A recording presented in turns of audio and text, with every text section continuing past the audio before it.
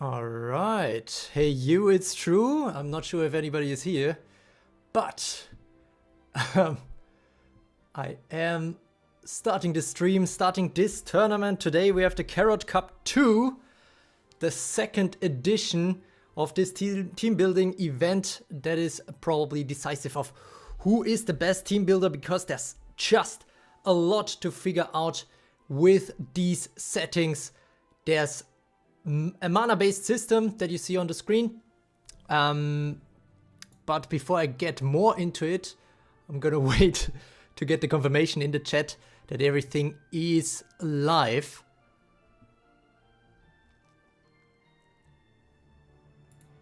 We get the first chat, so the Streamlabs is working, so that is good. Okay, points not set up yet. No, well, now it should work. I think if you try the bot again. We are just getting started now. Welcome everyone to this live stream. Glad to have you here. I think we have a great event ahead of us. We have as many countries as never before. We have 19 countries represented today amongst 32 players, which is quite insane, I have to say. So that is definitely something. We have quite a variety. Of course, there's 3 countries still that have multiple representatives. We have China with 7, I think. We have Germany and Philippines with 4, but then all the rest are from different countries. Oh, we have also Myanmar with 2 people represented. But yeah, this will be interesting. Let's see who can take the crown. So far, only one of the major countries, i.e. Germany, China or Philippines, have been able to win one of these tournaments. We had 4 official tournaments so far, and yeah, every time it was one of those countries. But now the chance is better than ever for a different country to take the crown. Let's see how it's gonna go. And yeah, before I get into it, I'm gonna quickly explain what the rule set is for this tournament, or what went into how these teams were created.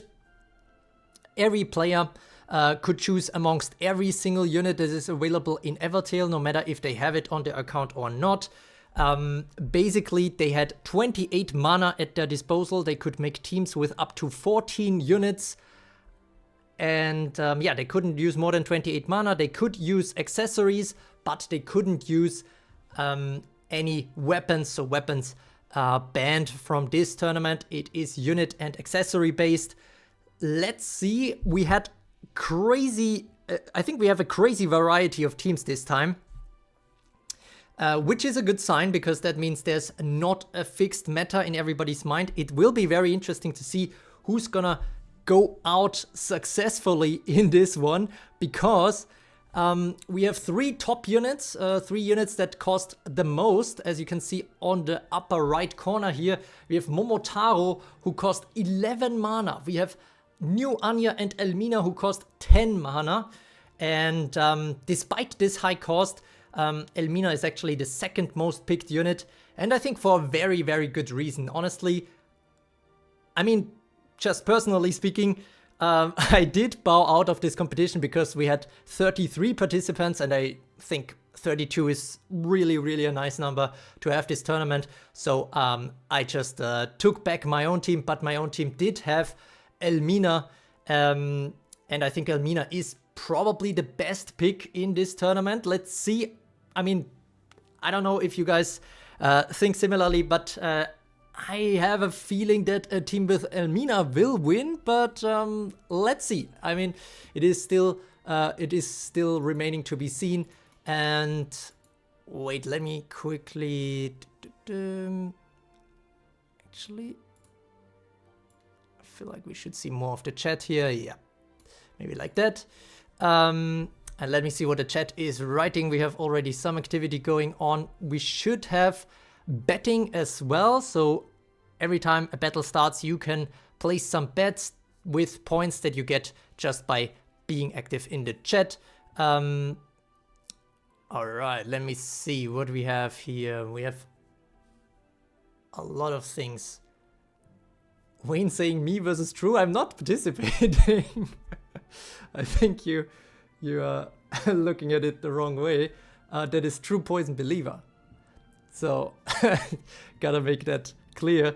We have 4 PH players actually. John Leonard, Abdo versus Rexi indeed.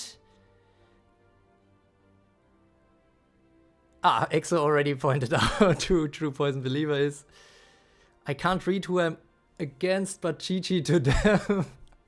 I'm support always already with the defeatist attitude, but some people perform quite well with that. Elmina's second most picked, and yeah, I can say, well, no, let's see. I can reveal after the first round which is the most picked unit for this tournament, which I think is also quite interesting. Let's see if she was indeed undervalued or not.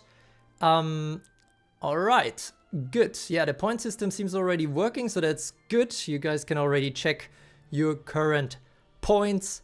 Good luck, Philippines. John Leonard writes in the chat. We have 4 Filipino participants. Actually 2 men and 2 women, I think. So some nice variety there as well from the Philippines. All right, good. So yeah, that is all the housekeeping out of the way. I did, because somebody mentioned the ad, I think there should be only pre-roll ads. I deactivated all the other ones, so hopefully the viewing experience will be nice for you guys. There shouldn't be any disruptions coming in unless YouTube wants to prank me. But yeah, so that should mean some hopefully uninterrupted viewing experience for you guys. And yeah, special shout out in the beginning to the Tru Supporters of the channel. Basically, those are the channel members on the Tru Creo channel. Much appreciate. Those two, Alean Fox and Dissociation. Special shout out to you guys. And yeah, that's all out of the way. I'm gonna quickly go through the pairings that we have in the round of 32. It's gonna go crazy straight away. We have some really good matchups, I think. And despite the difference in seeds, there will be some great, I think, upsets also coming, because even the lower seeds came in with some great team ideas. We do have the True World Rankings with Reles from Germany still leading, but he didn't sign up for this tournament. So this is the chance, for example, for player 345, who is just 50 points behind in the True World Rankings, but also Suking Chao, Not Leo Second, True Poison Believer, Rain, Ice Dragon, Pink's Destroyer. They all signed up again, and they all are in reach with a good tournament run to overtake Reles in these world rankings and take the #1 spot for themselves. All right. So, I'm support always with 1,462 points. I think that's because of some donation that gives some extra points to gamble with, but of course, it's all just for fun. Let's see how it's gonna go. We have the first battle between Finland and Thailand. Land versus land, player 345 versus Altros. Altros is a first-time participant, and also the first time Thailand is in these competitions, so welcome a lot to Altros. We also have Dizzy Wolf from the US versus Sombrix from Germany. We have Philippines versus India. We have China versus Brazil. Philippines versus Kenya. And then we have a bit of a China stack here. We have China versus Germany, a bit of a classic matchup in these competitions. We have China versus Vietnam. We have China versus Philippines. We have China versus Indonesia. And then we have Syria versus Germany, Philippines versus China. So that's the only double matchup basically in this round of 32. Then we have Canada versus Serbia, China versus Australia, Spain versus Myanmar, Germany versus Poland. Okay, some tough history behind that. And then we have Lebanon versus Myanmar. So 19 countries in this competition, which is quite insane. 32 participants. The funny thing is, the way that the Chinese players and the German players are split, between all these quarters means that in theory there is a chance for semifinals that are fully Chinese, so 4 Chinese players, or that are fully German, so 4 German players. But let's see how it goes. Of course, there will be some tough matchups for everyone along the way. And let's see what it's gonna be. Welcome everyone. We already have 25 viewers now, which is awesome. Thank you for tuning in to this Carrot Cup 2, and feel free to share it with your Evertale friends. This is a purely skill-based competition because everybody has the fully awakened units at their disposal. Basically, they are also fully maxed. They are at 300 boosts. They are at 100% potential. They are at 40 out of 40 mastery. And so yeah, everybody has everything at their disposal. The only thing counts here is the team building aspect, or a little bit of a puzzle aspect, because obviously the strongest team builds are not possible in this competition because the strongest units are already costing so much. A quick reminder again, everybody had 28 mana at their disposal, and you can see on the upper right corner that Momotaro and Anya and Elmina, the 3 top units, already cost more than that, so you can't even put the top 3 in terms of mana cost into one team for this Carrot Cup. But instead, there's also the 8 mana cost Kronos and Anastasia, the 7 mana cost. Why did I forget the name? Masamune, and then Darky Vicky, Don Quixote. We have Dark Elmina in the 6 mana tier together with Dark King Arthur, the second version. We have Perry, we have Ryoma, we have Pinocchio, and then some more units in the lower tiers. So yeah, the maximum is 28 mana.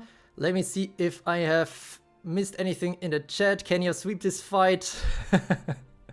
Nice one. I'm rooting on India, guy. Peter is there for rooting. Let's go. No one in the second round already is diabolical. Well, that would be weird if we are starting and they are already there. Can Poland turn it around? German and China being powerhouses is poetic justice. Will there even be burn, because other elements literally dominating the meta? Well, that's the thing, you know. Given that we have these restrictions, burn might be interesting as well, especially given their lower cost. The most expensive burn unit is Don Quixote, arguably maybe Anastasia as well. But yeah, you can build a pretty strong burn team. Let's see if that is gonna work. Last time in the first Carrot Cup, a burn stun team with Kronos dominated the scene. Let's see who can turn out to be the dominator this time. The defending champion CCYY didn't sign up, so the crown is up for the taking.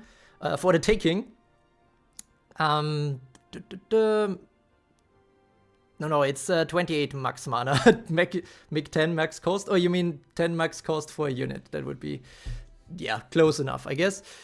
You can build a full burn plat of 6 to 7 units entirely up to date, if I recall correctly. Yep, so we have a lot of variety.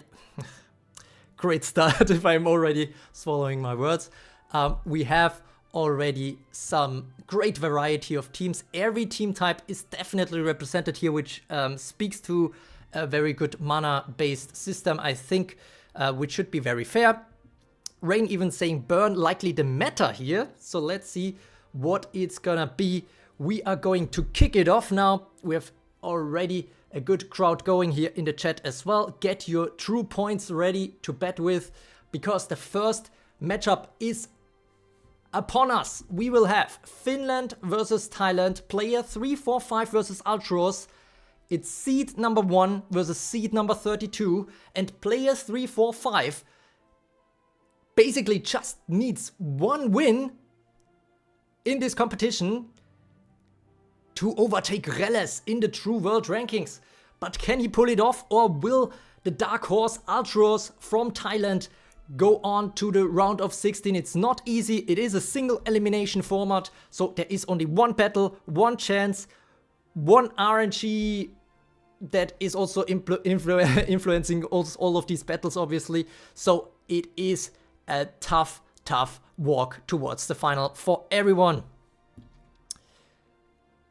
Chamboy saying, honestly, right now is probably the most balanced time between teams since a while ago. I agree. There's a lot going for many team types, although I think Poison is a bit weak right now, but not necessarily in this competition that we are about to face because of all these restrictions. Keep in mind that given, for example, the high cost of Anya, a lot of things that don't work in the meta suddenly might work. So yeah, let's see how it's gonna go. There's a lot of mind games and game theory that goes into building these teams, I think.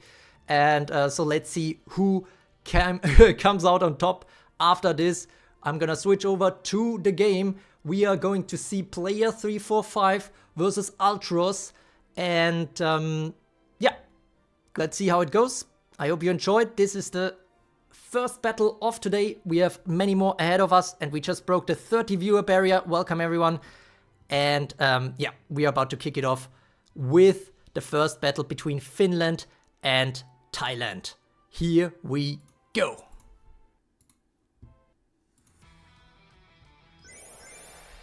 Also, let me know if the audio is working well. The betting has opened now. We have player 345 who is coming with a Goemon and King Arthur build. He is also fielding Napoleon and Musashi, some older units. But on the right, Altros with Anastasia already spreading some Frostburn and Sleep. Musashi falls asleep before even getting to act. That is not great for them. Also, you know, King Arthur, the new King Arthur, always a bit weak against Sleep, which might be an issue. The Royal Trident here against these clones from Goemon. Not much yet. Endless Nightmare.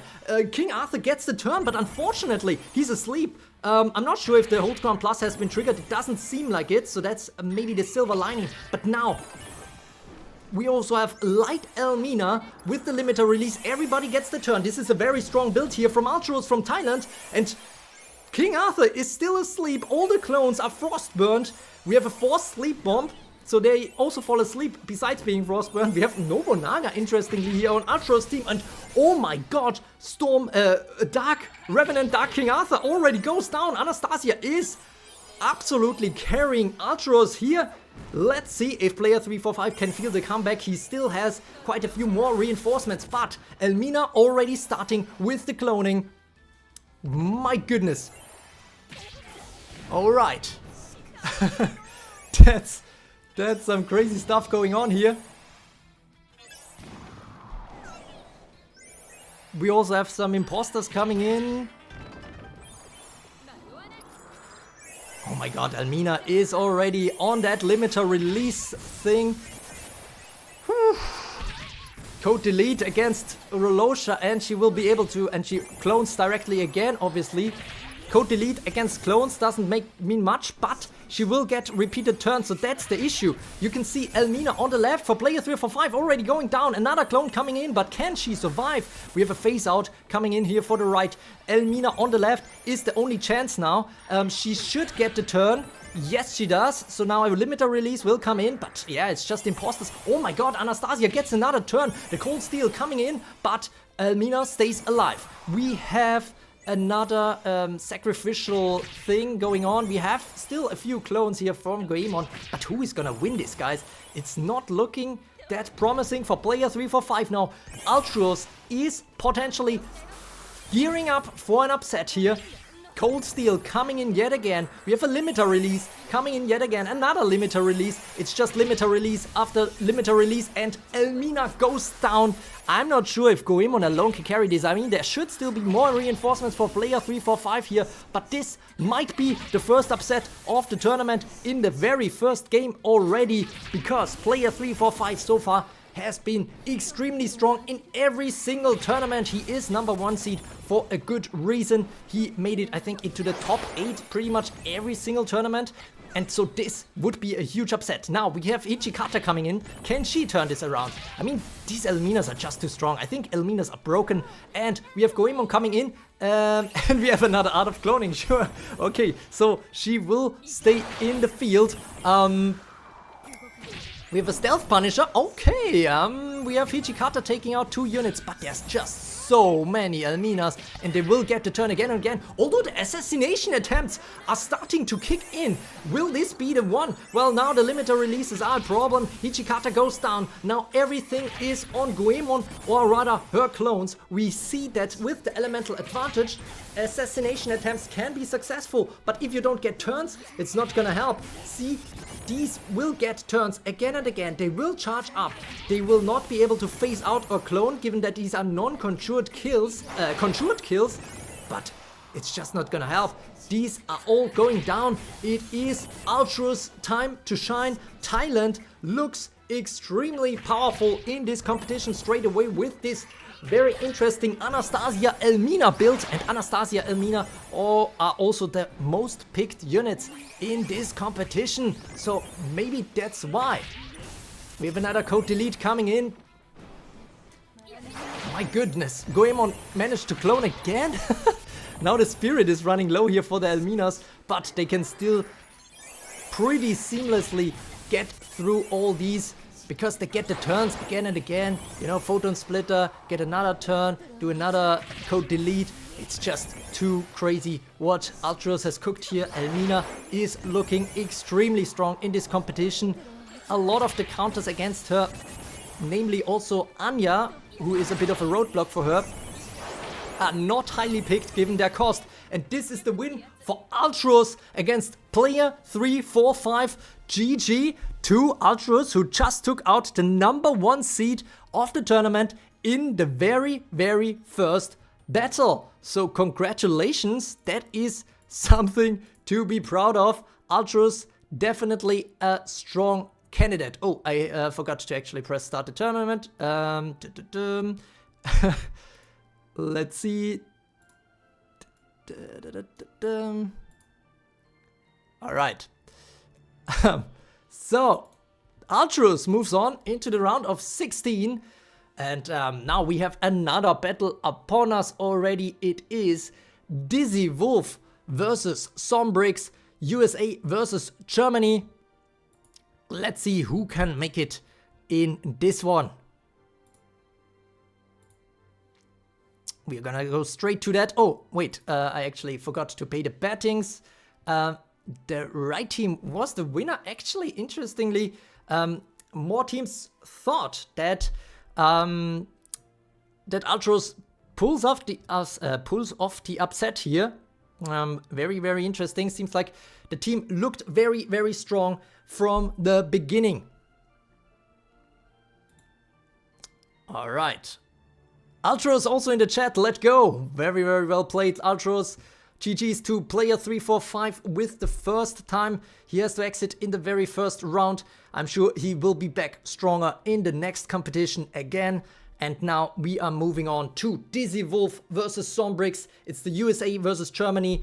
Let's not waste any time. We are going to go straight to the battle screen and kick it off with that battle.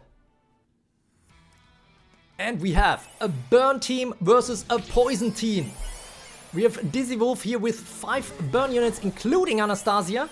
And we have on the right none other than the King, Arthur, okay, who is already asleep and losing his hold ground plus. I'm a bit concerned, but he is healing back up, so that is looking good for him, I guess. He is very healed now and will get the turn from Rings of Fire. Oh my god, this could have been the takeout already. He has some Dark Rebirth, healing all the team, getting stealth. Now it's Dark Hibiki's turn to shine. Regal Cataclysm is coming in. I think this team, I think Sombrix wins if he keeps King Arthur alive. But if King Arthur dies, I think the burn team is superior. Oh, I forgot to start the bets.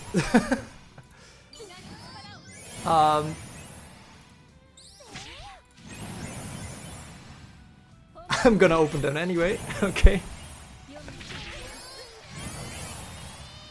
Sorry for the delay, but nobody has died yet, so let's see. We have clear and reinforcements. We have a double guard build here on the left for Dizzy Wolf, so all eyes on Anastasia and the Rings of Fire from Zhuge Liang. Some poison coming in again. We have some Scorching Spirit. Ooh, okay. Toxic Finale. Cerberus is going down. Claire is coming in. Cold Degree here. Ooh, the Frostburn. Very helpful against King Arthur. Sire Dragon is saying Sombrix for the win. But King Arthur is falling asleep again. But King Arthur is still healing. The Rings of Fire take out King Arthur.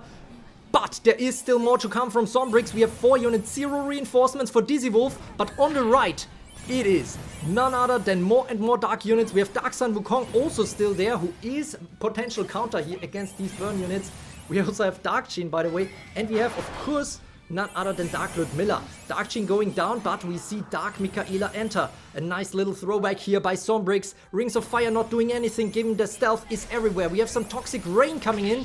Ooh, okay, that is Zhuge Liang going down. We only have Claire left standing at this point. Ooh, she has some burn marks on her. Don Quixote has very low HP. Ooh, a Dark Drain coming in. This is gonna be... Oh my god, this could be lethal here. Don Quixote, she's hypnotized. Oh my god! Oh my goodness! Kaguya secretly OP or what? Now it is all on Anastasia. Can she do it herself? On herself, completely alone? She cannot apparently take out even Kaguya, even though everybody is frostburned. What is going on here? Oh my goodness. Now the Blizzard Slash takes her out, but I'm very worried about the survival here for Anastasia. A Demon Blast takes her out. It's Sombrix taking the win. Despite King Arthur going down, Kaguya carried him somehow. I'm so surprised, honestly. Kaguya took this game for Sombrix. It was looking pretty good for Dizzy Wolf here, but Sombrix ultimately is victorious. Wow, okay, I need to drink something.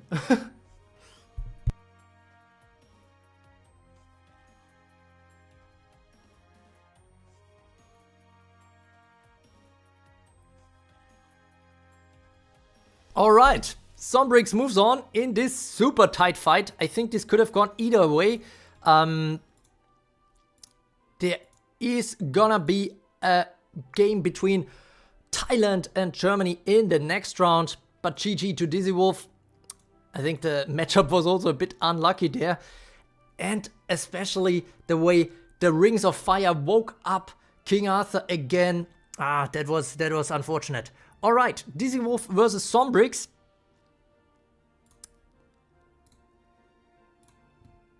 Again, with the lower seed taking the win. And now we have Destroyer versus Cody coming up.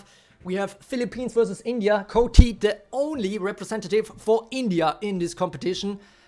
Let's see how he does in this Asian battle. The first fully Asian battle of today.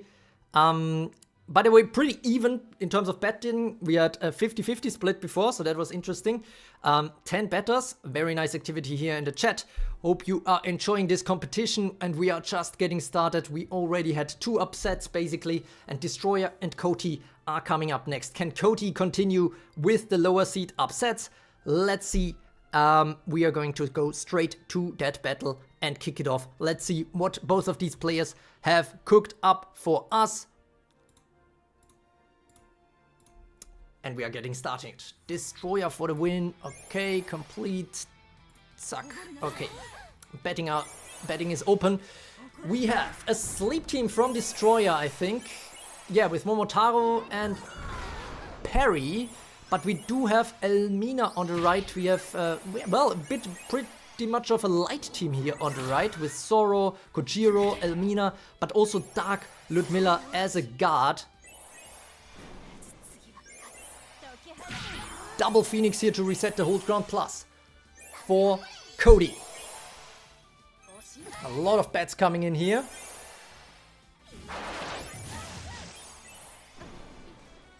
And the first Elmina is already going down. Elmina was so strong in the first battle, but right now it's not looking good for her. I mean, she is poisoned now again, but ooh, she barely survives and everybody else gets the turn.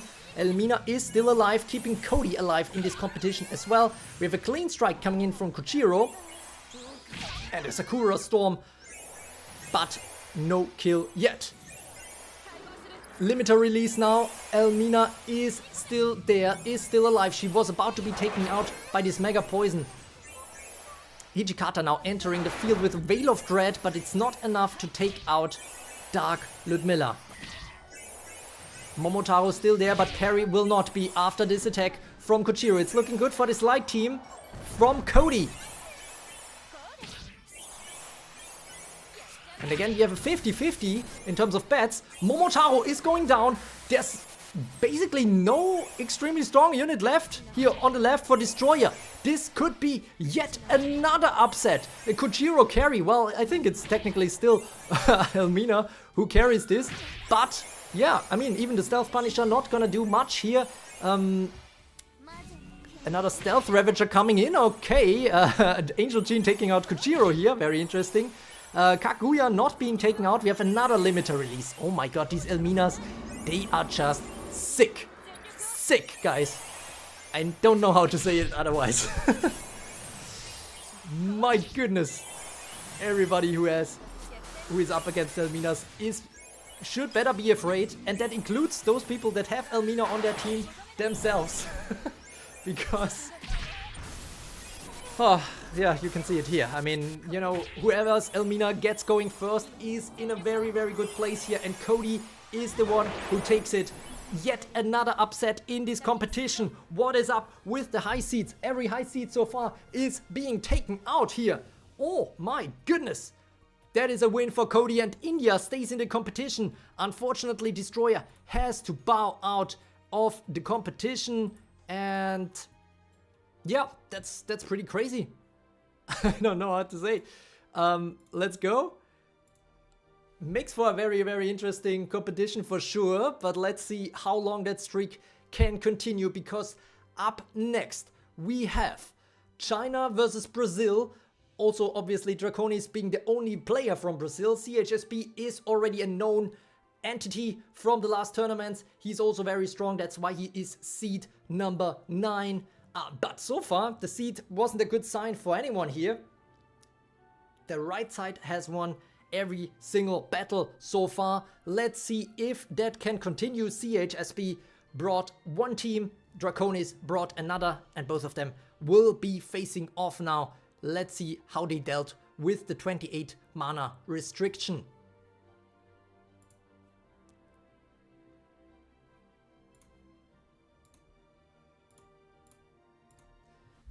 Alright.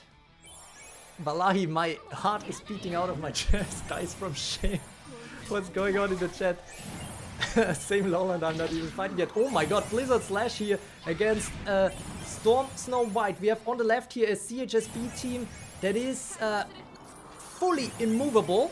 So a bit of a Momotaro counter, but the first kill is already confirmed, and it is for the right-hand side Elmina, who pushes back the other Elmina for an imposter. And Momotaro is asleep. We have Satan on the right as well, who is a strong counter against 2 clones, but she might take out her own Elminas here. Yep, she does. But she also does take out imposter. But maybe that's the chance now for CHSB to come back.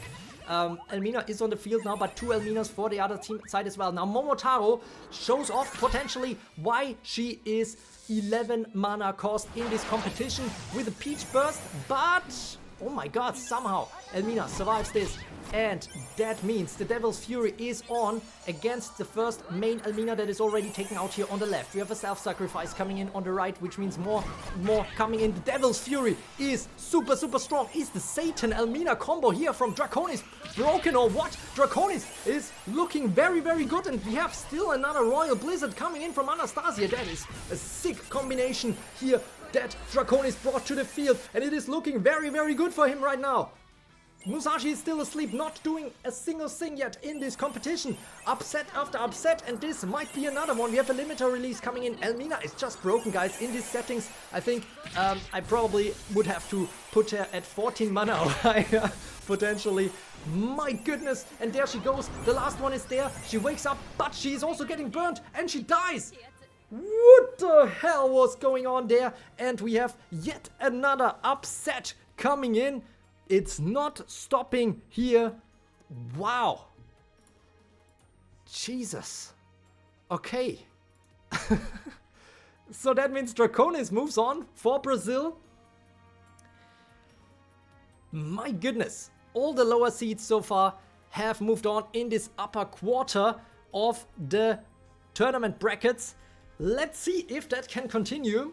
We have up next True Poison Believer versus Wayne. It's Philippines versus Kenya. Wayne, the only one for Kenya, has to hold the flag high here. True Poison Believer can still fall back on some other colleagues, iMissMe and Pinks. However, the first Filipino was already taken out. Destroyer got destroyed by Cody. And now the question is, will the True Poison Believer succeed or will it be Wayne?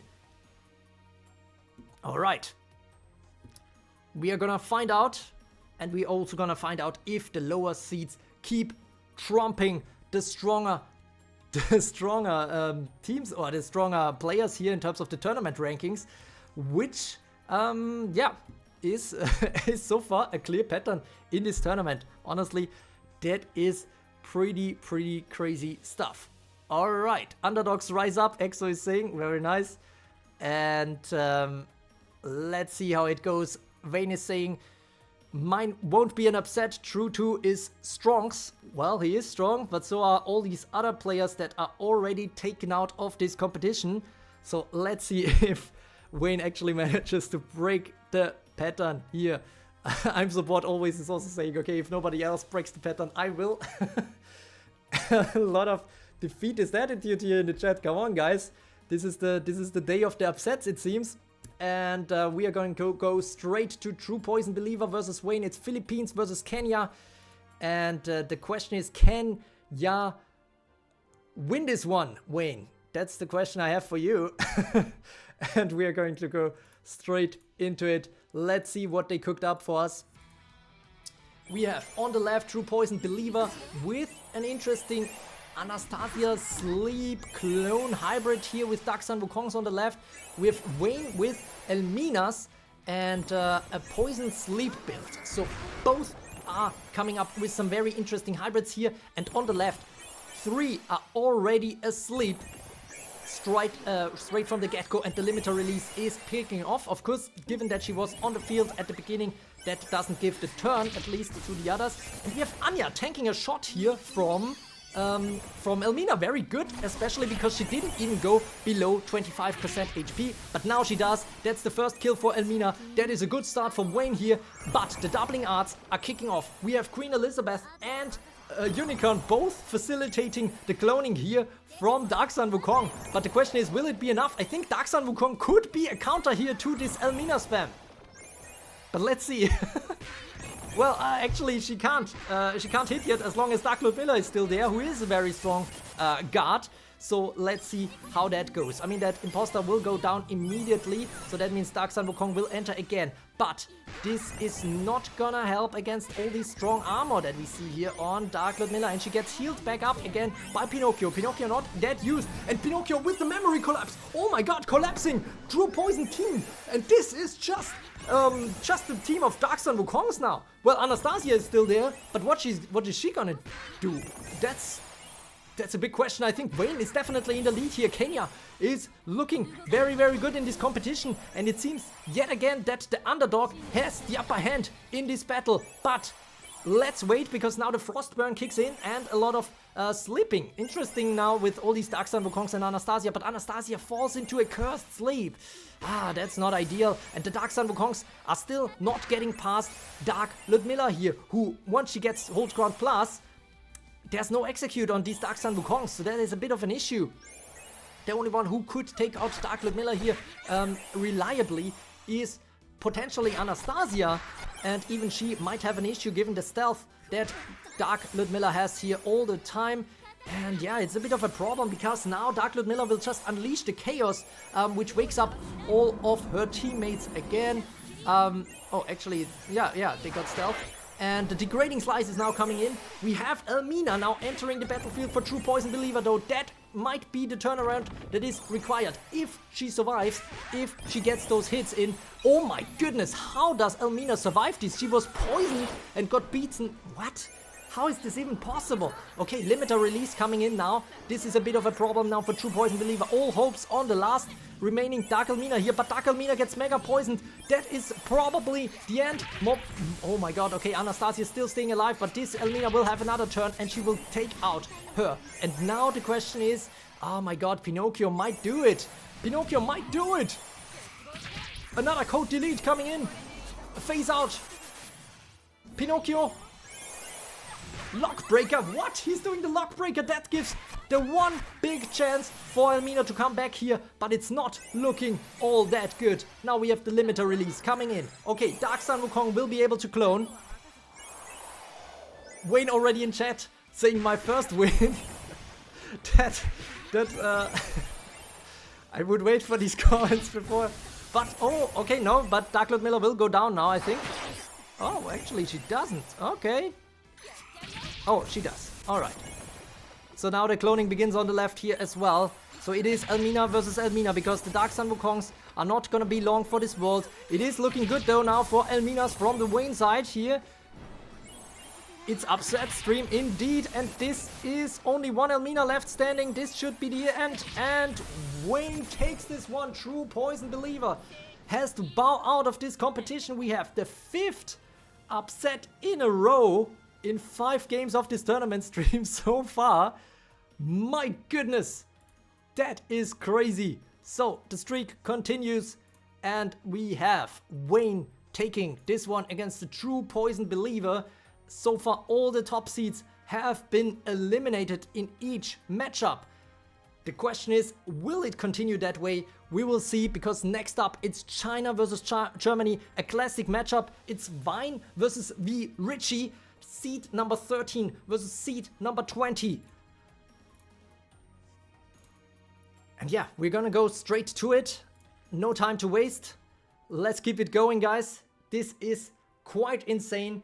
Never have we seen so many big upsets, especially in a row, especially right at the beginning. We haven't seen a single top seed take it yet. Can Vine break the pattern, or will Vichi succeed in this competition? Vichi was also quite a good competitor in the Shadow League that was recently held. So yeah, let's see how he does in this competition in the Carrot Cup, where we have seen so far Elminas dominate the scene.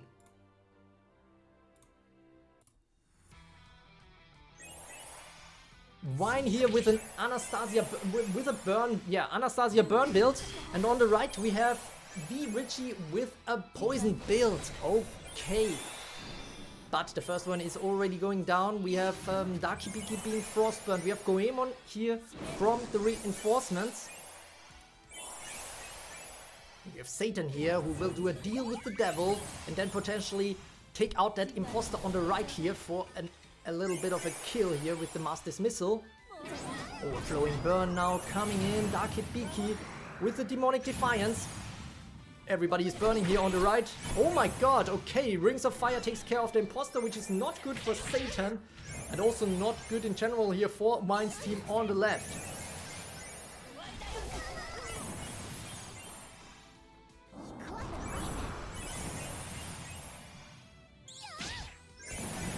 Alright. Revenant King Arthur gets the turn with a Regal Cataclysm, not yet taking anyone out, but the next one might already be strong enough for that.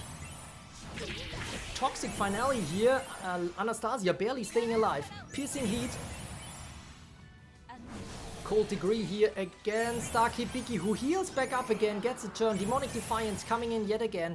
We have Rings of Fire, who which just takes care of stealth. And Anastasia getting the turn now with the Cold Steel, not doing much yet. Satan also so far still hamstrung because he couldn't get that imposter kill. That would have been very, very nice. Rings of Fire now, Goemon getting the turn. Assassination attempt against Don Quixote, barely leaving a scratch here. But now, Revenant King Arthur with another Infectious Evil, and the next Regal Cataclysm is probably coming in now. Oh my god, okay, very, very close now. I think the next one could potentially take out 3 units here of Vine, so Vine needs to get going quickly here.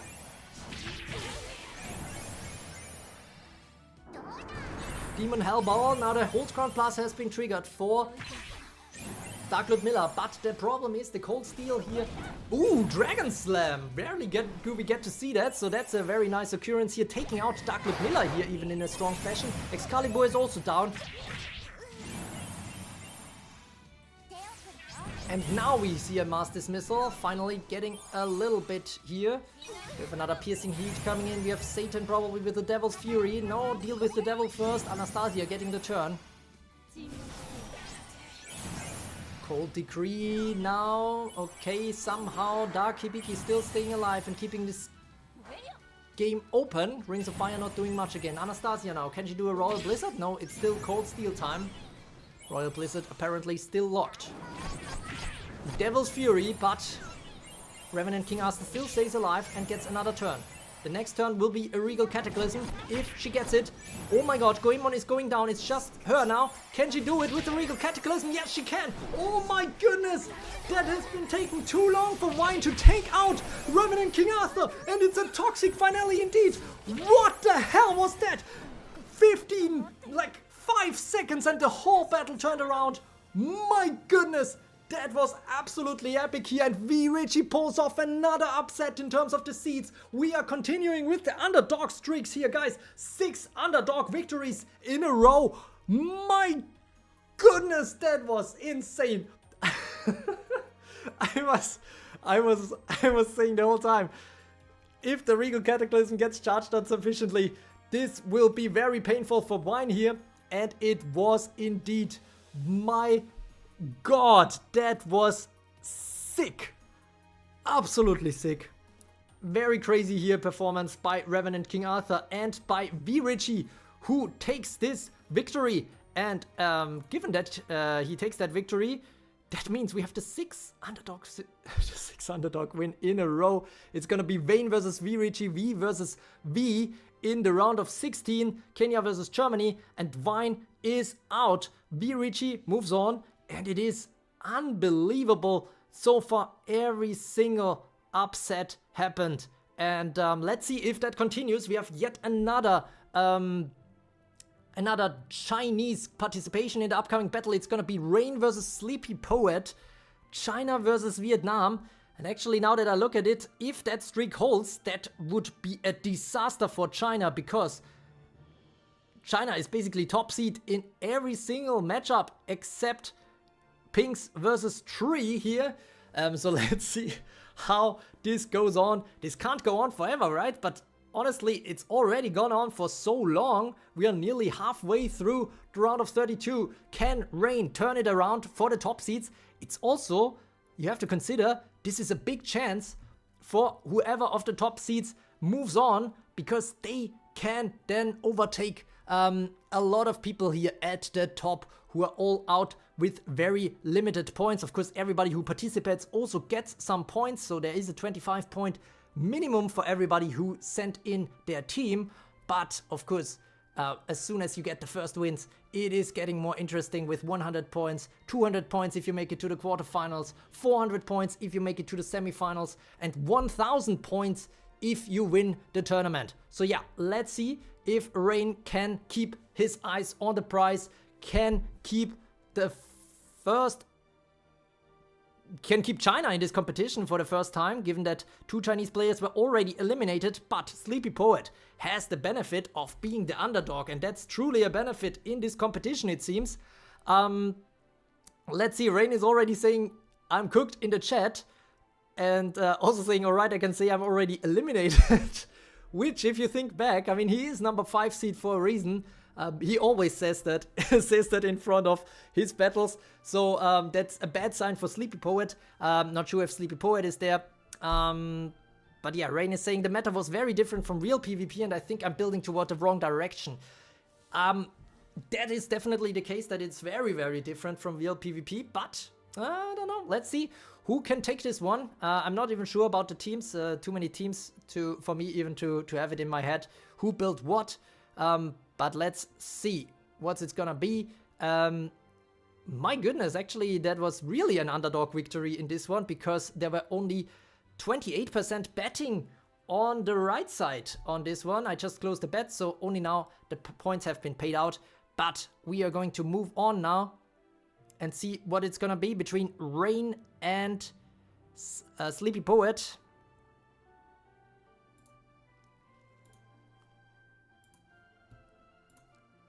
Let's go.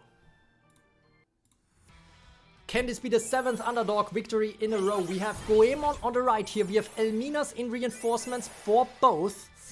Although actually Rain already has it in front together with Kronos and together with Revenant King Arthur and Earth Dark Relosha. Okay, very interesting. We have a time stop coming in. We haven't seen those. We haven't seen that in the tournament yet. We have Murasaki here on the right as well, who might be an easy pick-off here for Kronos, to be honest, because she will not die to the poison. So that is, in this case, a bit of a disadvantage. Not sure if there's gonna be any other kills coming in here for this Kronos, but one kill might already be good. Oh, now Murasaki has healed back up, which is not good for Kronos. So far, not looking like she will get the kills. Kronos, Riku Yuno is saying in chat, yeah, these time stops could have been made a little bit more interesting. Actually, now that I think about it, maybe just literally skip the time stop and just show the results or something like that, you know?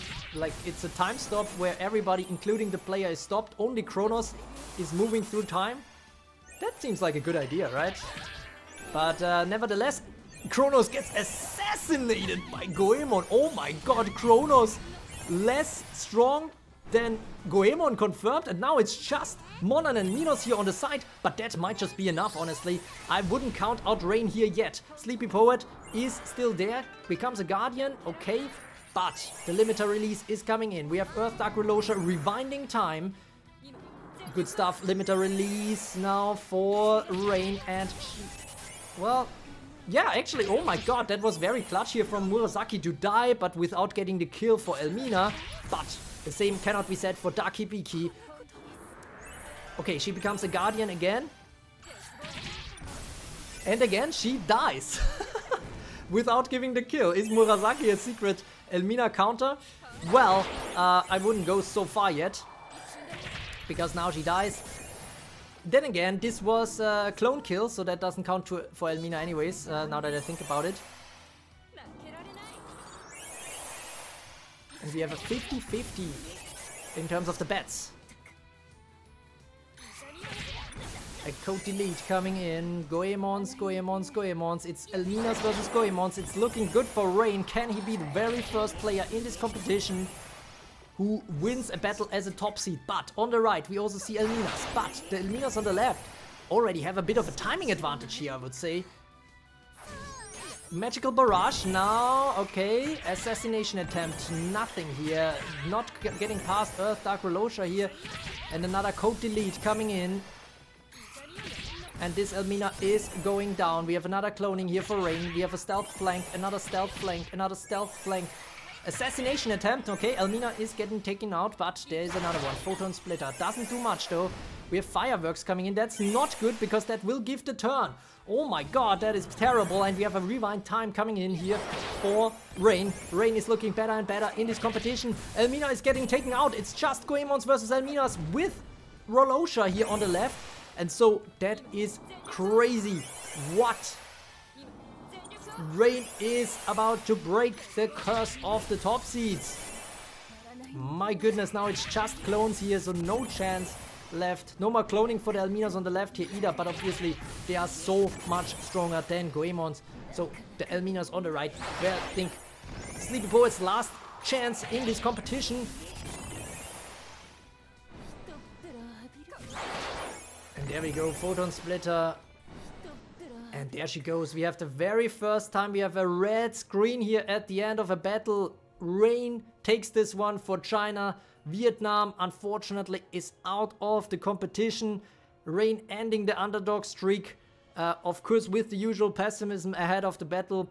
But yeah, Elmina really turned it around. To be fair, it looked good at first for Sleepy Poet, but as long as these Elminas are not taken care of, it's a problem. And I think Goemon together with Elmina is not the best idea, to be honest, because if you have Elmina in the reinforcements, you really want to have her come in as soon as possible, and these Goemon clones delayed the other Elminas to come in here for Sleepy Poet. So that's a GG to Sleepy Poet, and Rain is gonna move on.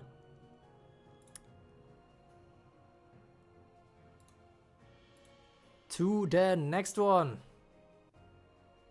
Who is he gonna face? Is he gonna face another Chinese player, or is it gonna be a Filipina? We will see, because next up it's Rookie versus iMissMe.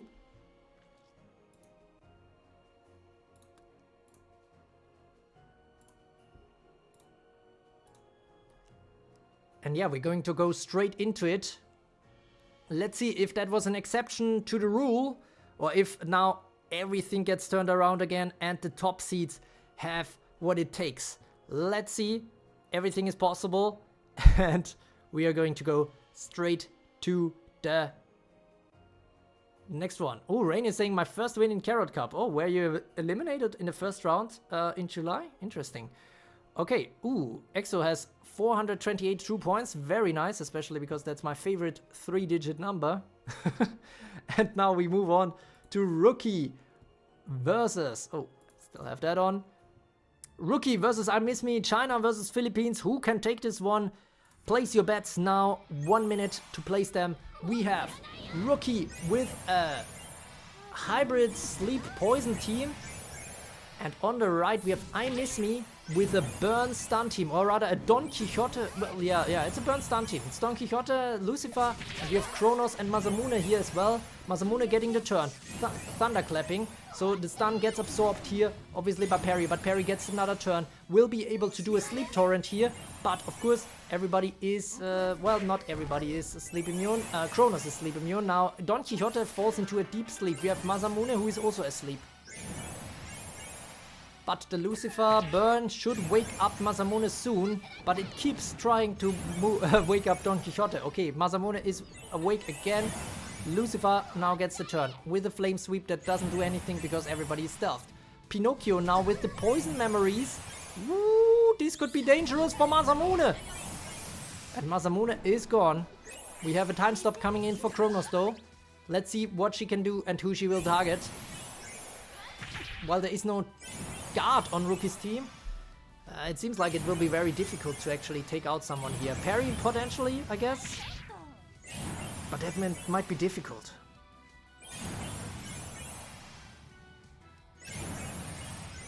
By the way, is the stream going fine for you guys? Is the quality fine? I just noticed we have a little drop in viewers, so I'm wondering if that is due to some technical issues, because obviously, given how intense these battles are, I cannot believe anybody would turn it off.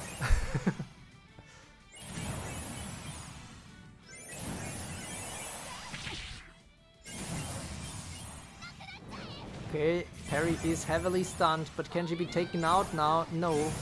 Instead she gets the turn, but gets stunned again. Infectious Evil coming in. Kronos. Is Kronos not taking out Perry here? My goodness. We also have Light Ludmilla, a little appearance here on the right. But so far it's looking good for Rookie, I have to say. Kronos now getting the turn. What is Kronos doing, honestly? Perry being the stun absorber here is, of course, very, very helpful, but she could have been taken out a long time ago by Kronos here. Instead, the Regal Cataclysm does it again, guys. My goodness, you cannot let King Arthur get to that kind of strength level.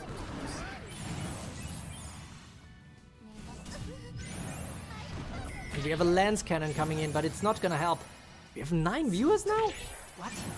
That can't be right. We have so many people in the chat. What's going on? 5 viewers? What?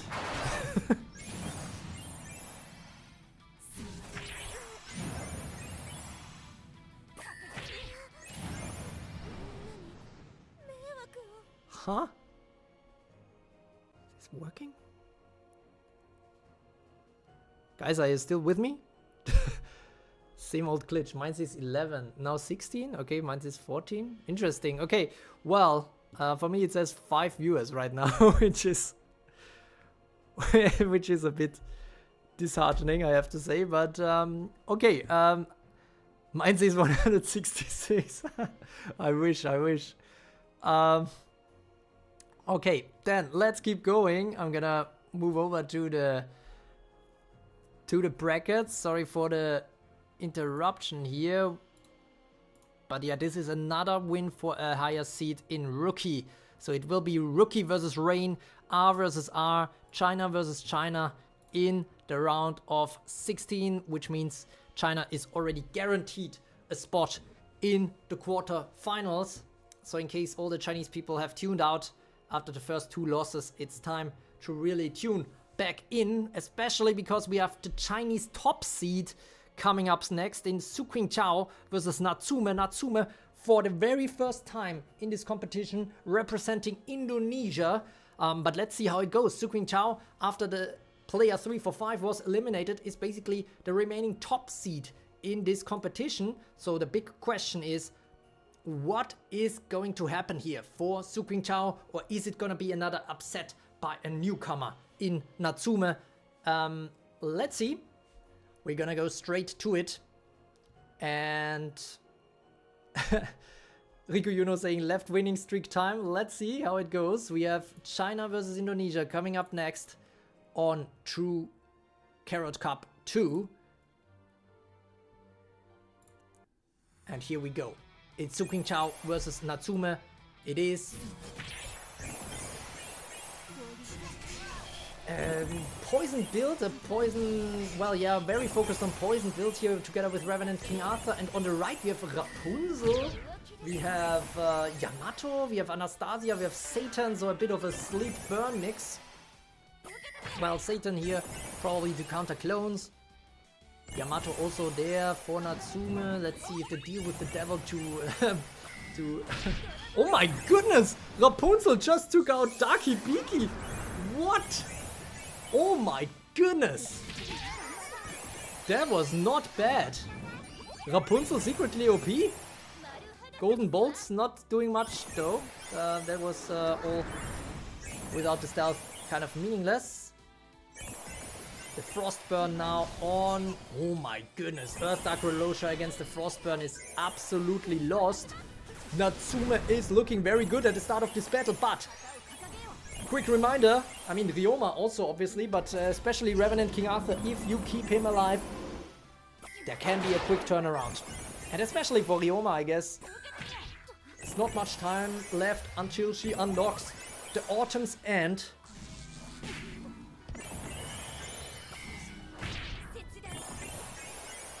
Unfortunately, Ryoma gets the turn. Dancing Leaves. Revenant King Arthur. We have the Cold Steel that's not doing much here for Anastasia.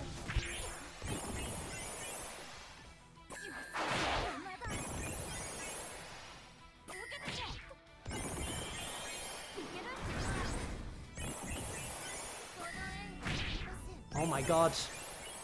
Ryoma still doesn't die to the Crackling Smite. Usually it's quite a powerful skill, but not powerful enough in this case.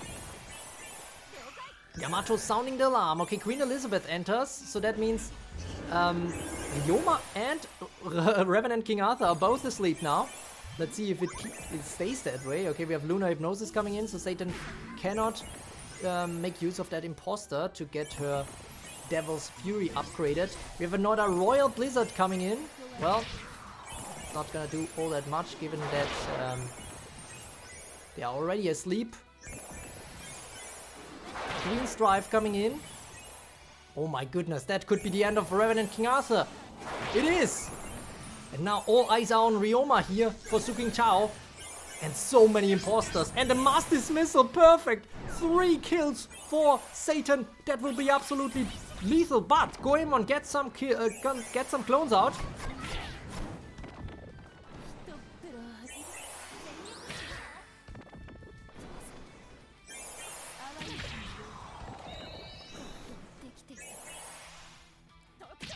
Yeah, I'm not sure if Suqing Chao can come back here. Natsuma is looking very, very strong. And Satan is going down for Natsuma, though that is That could be key, honestly, because Satan could take care of these clones in very convincing fashion, but Anastasia is still there, we have Queen Elizabeth still there, we have Yamato still there, and we have Earthdark Rolosha in reinforcements. Well, okay, Earthdark Rolosha with Frostburn, I'm not sure if I like that combination so much, but the question is if it even comes to that, because the Blizzard Slash is there for Anastasia, taking care of more and more clones. Queen Strife not doing anything, but Rapunzel is somehow still alive with the Golden Bolts, not doing much again, but the Endure effect, of course, is gone now on these clones. They are dead to the Queen Slash, and this means another suppressing fire coming in. The original Goemon is still there, coming in from reinforcements. Will she be able to clone again? There is still one clone out, so that is a hindering factor here for sure. And yeah, I think this is looking very good for Natsume, guys. Natsume possibly taking out the second top seed in this competition. Yes, now it's only one clone left.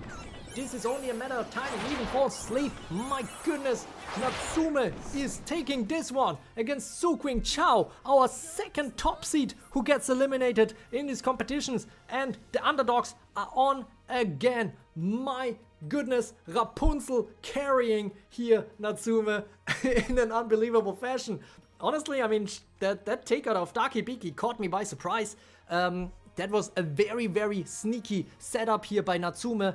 Very, very well played, GG, to Suqing Chao, who has such a strong performance in the tournament so far, but this is not gonna be another one of those, because it stops early with this new player, Natsume, who is entering the tournament scene. My goodness, very nice cooking here from Natsume. Let's see who Natsume is going to face in the next one, because it will be Abdo versus Rexi next. It will be Syria versus Germany, and whoever wins will have to face against this strong build by Natsume. Interesting though, I mean, keep in mind there was no Elminas in this setup. So yeah, let's see if an Elmina build might be an issue here for Natsume. But first, we will see what Abdo and Rexi cooked up for us.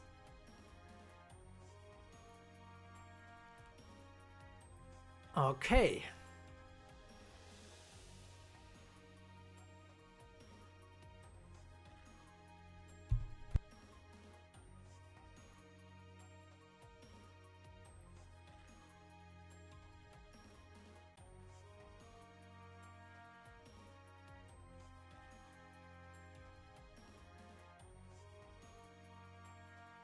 Sorry guys, I have to drink something real quick.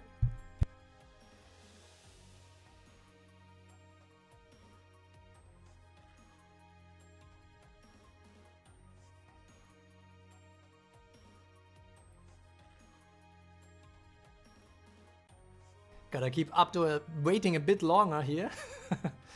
And let's see how it goes now against Rexi. It is Syria versus Germany. I'm gonna switch over now. And we are going to get started. What do they have in store for us? It is a sleep build, I guess, versus a burn build, a burn Anastasia build. Well, it's Anastasia versus Anastasia. The left one gets the first turn though, and that might be crucial here for Abdo, who is already taken out Claire right at the start. My goodness, that was a very convincing start here. Anastasia unfortunately cannot wake up from the flames. She is still asleep after this, and now the heartful pushes from Momotaro start. Abdo with a very strong start into this battle, I have to say. Already the imposter production is on, and a peach cut coming in, putting Don Quixote asleep. Oh, yo, inescapable love now against Anastasia. Anastasia getting pushed back, and she's at 1 HP. Keep that in mind. I think she is at 1 HP anyways. I'm not sure though. We have a Divine Strike. Now, Don Quixote is completely alone here. Well, never mind that, she is out, and oh my god, Anastasia is deep sleeping, but she gets the turn, is woken up again. We have a Royal Blizzard coming in, now she has to turn it around all by herself. Everybody on the left is asleep, so no frost burning. And we have a Cold Decree coming in, Tobias is down, but the others are still alive and trucking, and that is probably the most important. Tobias probably just a sacrificial lamb here from Abdo. Earliest Don kill I've seen, Rikiono writes. My goodness.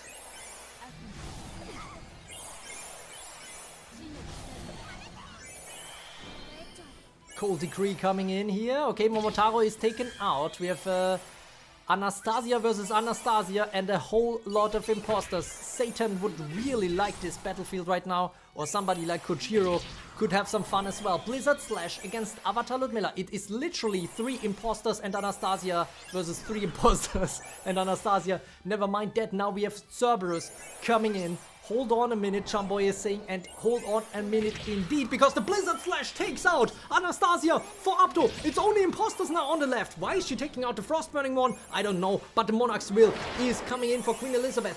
That is Cerberus still barely staying alive, but we have Hichikata who will take out Cerberus. No, she does excessive force. Why does she excessive force? Why doesn't she do Whale of Dread? Is she a bit stupid, or am I crazy? Well, now she will do it probably.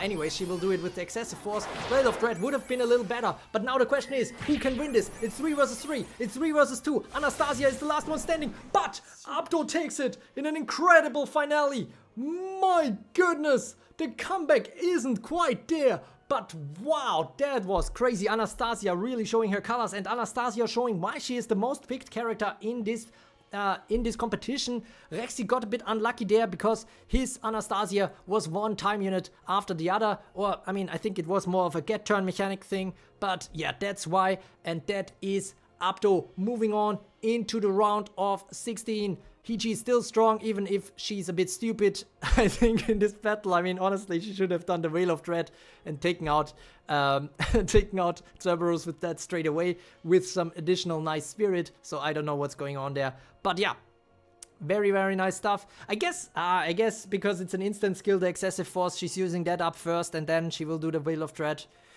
Well, yeah, okay, that's kind of fair, but okay. Anyways, we are going to go to the brackets.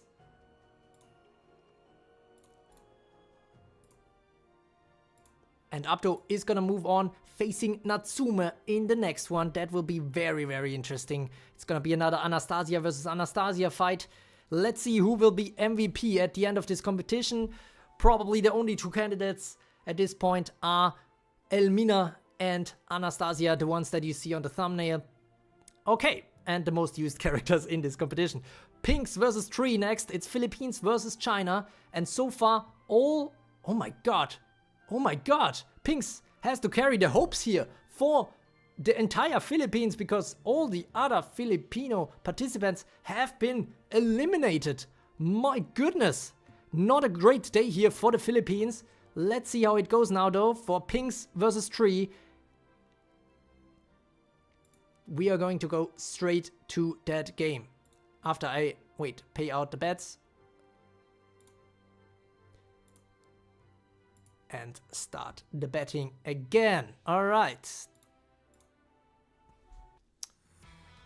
Pinks versus Tree. We have Anastasia, Kronos, Goemon build here, and on the right it's also an Anastasia build, but with Parry and Hichikata in reinforcements. Ryoma more embracing here from Tree for the sleep build, and it already pays off because Anastasia falls into a deep sleep, which is a problem. Anastasia definitely countered a bit by sleep. Yes, she is burn and poison immune, but the sleep is a problem for her. And now the Royal Blizzard comes in, which means Kronos will be frostburned, will not be able to act on the next turn, which is a bit of an issue here. Ryoma also getting the turn here. Let's see who she will attack with that, with the Rising Blade. She will not wake up Anastasia with that, so that is lucky for her. Zoro is also asleep. Zoro not doing anything here. We have a concussive blow. Interesting against Kronos, but obviously it's not gonna do anything. We have a Cold Decree coming in. Anastasia still deep sleeping. And the Crashing Anchor coming in. Anastasia is dead from Pinks. We have just Kronos and a lot of Goemon clones at this point. The question is, can Pinks still turn this around? No time stop yet, indeed. And we have some frost burns, given that Hichikata just entered the field. We have a magical barrage coming in, taking care of a lot of clones. We have Dark Clarice, who might be the only hope, the only remaining hope here, because the Rising Blade takes out. My goodness, it takes out... What?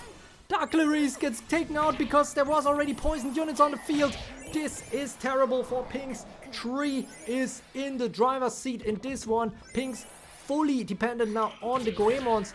Ooh, but that assassination attempt nearly was successful here against Anastasia. Unfortunately for her, not quite. Now the Goemon gets another turn.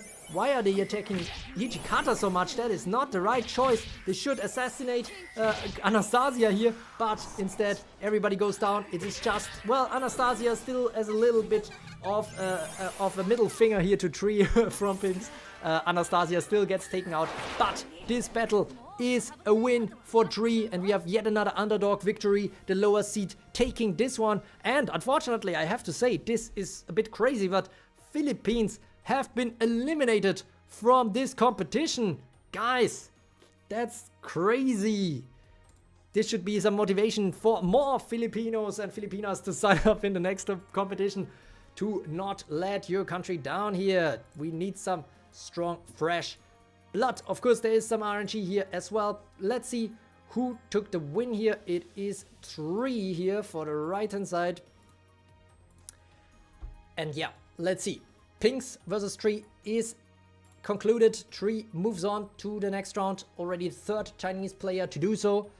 And Daybaxi versus Midnight is next. It's an all-female battle between Canada and Serbia. Seed 10 versus seed 23. Let's see who is gonna come out on top here. So far, only 3 top seeds have managed to take a win in these first 11 battles. So 8 underdog victories in the round of 32 so far. Let's see how the last 5 battles will go. After this one, we have the remaining top seed, not Leo second, coming up, but he's up against none other than Harem of Bosman from Australia. But first, Daybaxi versus Midnight. Let's check out what they have cooked for us.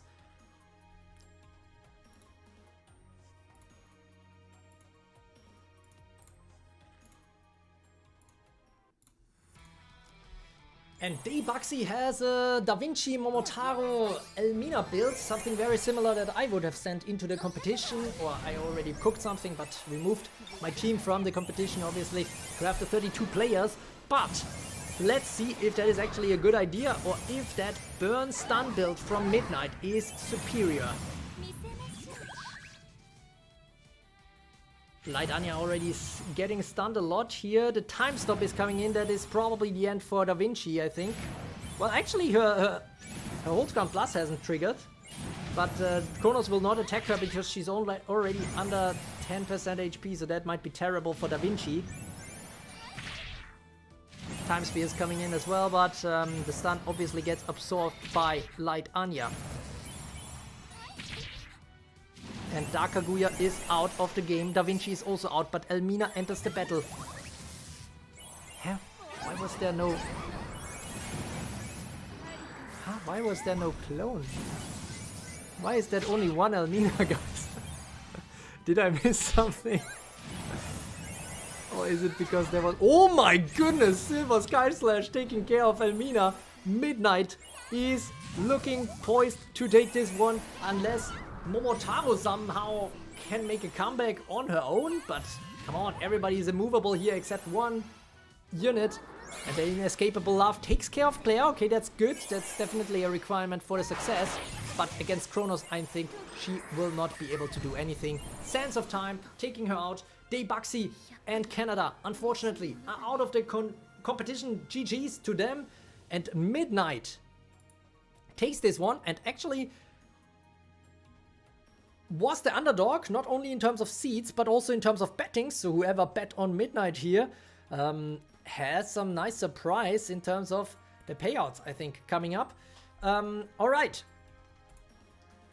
And another underdogs and another underdog victory. The 9th, 75% so far of the battles have concluded in an underdog victory. The only top seeds still in the competition so far are Rain and Rookie and Abdo with seeds 5, 12 and 15. But now we will see. Not Leo second. He has won a tournament before, so he knows how it's done. And he will face Harem of Bosman from Australia. Who can take this one? Is it gonna be another underdog victory? Or will this be the time to shine for not Leo second to potentially also take the win here in the Tru World Rankings. After Suking, Chao and player 345 have already been eliminated and Reles has not managed to sign up for this competition. That means not Leo second now is the best candidate to overtake Reles in the Tru World Rankings. Also True Poison Believer, number 5, also already out. Rain is of course also still there, the only one so far in the round of 16 who is a top 10 player, because Pink's Destroyer were also eliminated. So yeah, let's see what's going to happen next. Not Leo second, China versus Harem of Bosman, Australia. I'm so bored always already saying GG not Leo in the chat, but let's see how it goes, what they have cooked for us. And we will begin.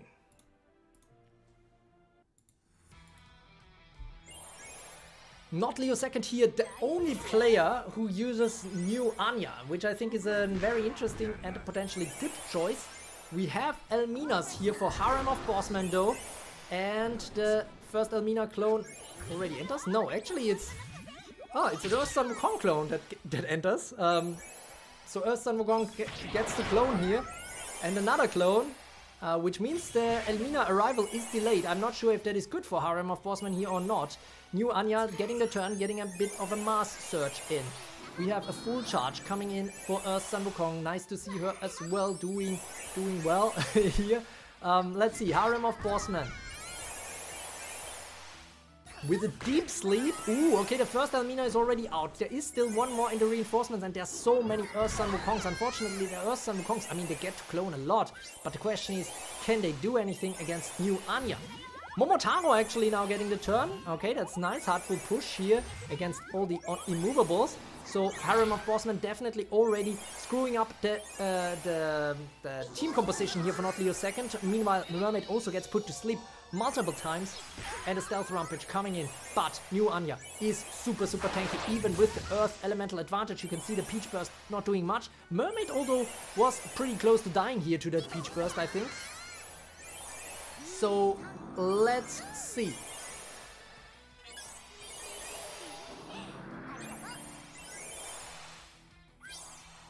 Yeah, Anya is already potentially a counter to the Elmina that comes in later, but maybe if the if the Earth Sun Wukongs here and Momotaro can play enough for time, then who knows, maybe something can happen. But Perry comes in again, which is not ideal, I think.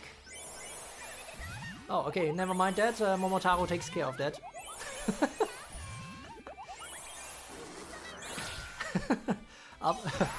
Abdo just found out that Mermaid is immovable. Yeah, she is. Linux needs to see this, I agree. Unfortunately, Linux for the first time, I think, not in the chat today because he's busy. He would have preferred Sunday, but the poll was pretty clear that it's gonna be the Saturday that is the preferred date this weekend. Momotaro is going down. Now it's only Earth Sun Wukongs here against Mermaid and Earth Sun and Sanya. And Earth Sun Wukongs were all stun immune. They had the stun what's up. So the Crashing Heavens didn't do much here. But of course the disabling is the biggest problem. And of course as well the permanent healing here from Anya is just really hard to deal with.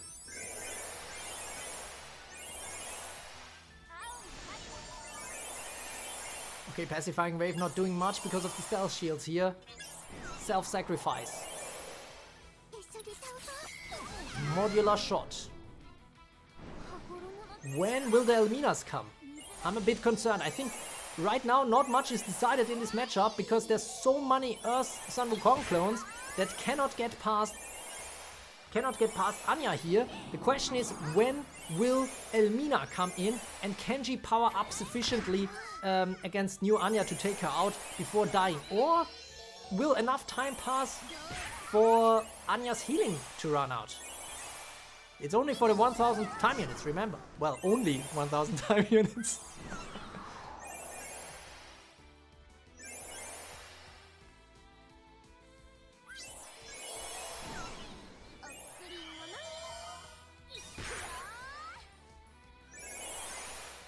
I think the imposters carry because they let Anya use modular shot. Yeah, but the question is, does not Leo second really want these Earth Sun Wukongs to be taken out? As long as... Oh, the crashing the crashing anchor will be absolutely lethal now. Oh my god, everyone without stealth will die. Yep. Elmina is not far away anymore. Royal Trident taking care, and now we see modern Elmina in the reinforcements, guys. Now it's getting tricky, and the problem is that Perry is already on the field again. This might be the chance here for not Leo second. Putting Sun Wukong to deep sleep, obviously, because there's only clones. This doesn't do much. Ooh, we have Goemon coming in as well. Will she have something to say about it as well? She could very well clone if she survives the Royal Trident that might be leveled against her. Yes, it does. She survives it, and the art of cloning is coming in. Interesting stuff here, but now the pacifying wave. Elmina falls asleep. This is not good for Harem of Bosman.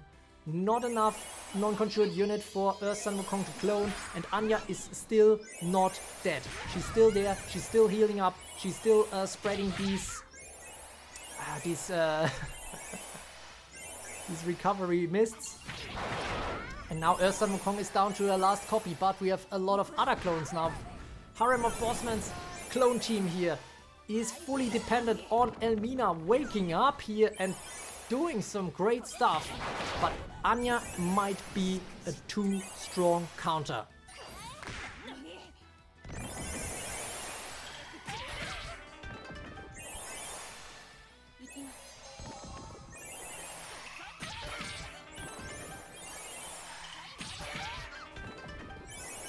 Clutch mode, everybody can join this tournament. You just need to read the announcement, follow the rule, and then send me your team. So make sure to do that on potentially the next tournament. Now Elmina is still asleep.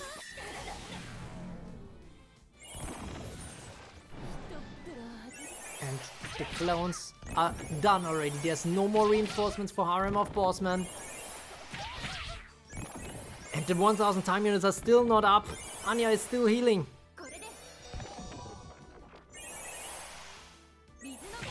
First blood here from Tristan, who is also now entering the field. We have a full team on the left-hand side for the first time in a long time. And Elmina is at 1 HP. The assassination still not enough. She's still healing. Anya is too strong. Ooh, Goemon gets pulled back, so that might be helpful. But now the crashing anchor might come in. Oh, Goemon might clone again. Wait, she doesn't have enough spirit? This might be the end here for Harem of Bosman.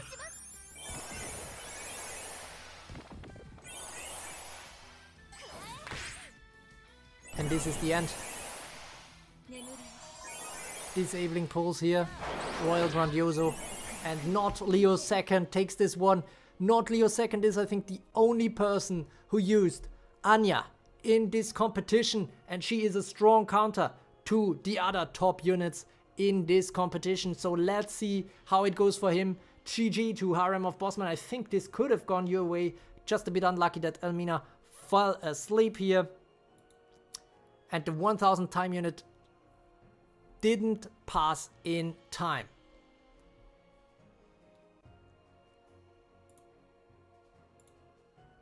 That means not Leo second moves on for China, Australia out of the competition. Now the question is, who is gonna go next? Is it gonna be the competition between China and Spain or China and Myanmar? It's Spain versus Myanmar next. It's Linek versus Nelson checked. Not Leo second, the top seed in the round of 16 now. After all these underdog wins. And let's see how it goes. Peter saying I'm cooked even if I win. Sleep will dominate this matter. Mermaid clutches. I'm gonna balance it out and be an absolute jerk since everyone's so humble and defeatist. Nice. I think that's actually good. We need some confident players here. Wish me luck, guys. Peter is saying let's see how it goes for him against Linek.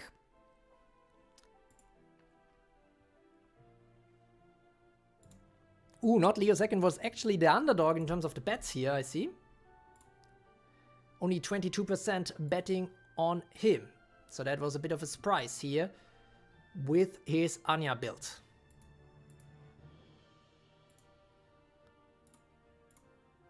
Alright, let's get started, guys. It's Linux versus Nelson checked. It is Spain versus Myanmar. And we have on the right here Nelson checked with a light build and Anastasia.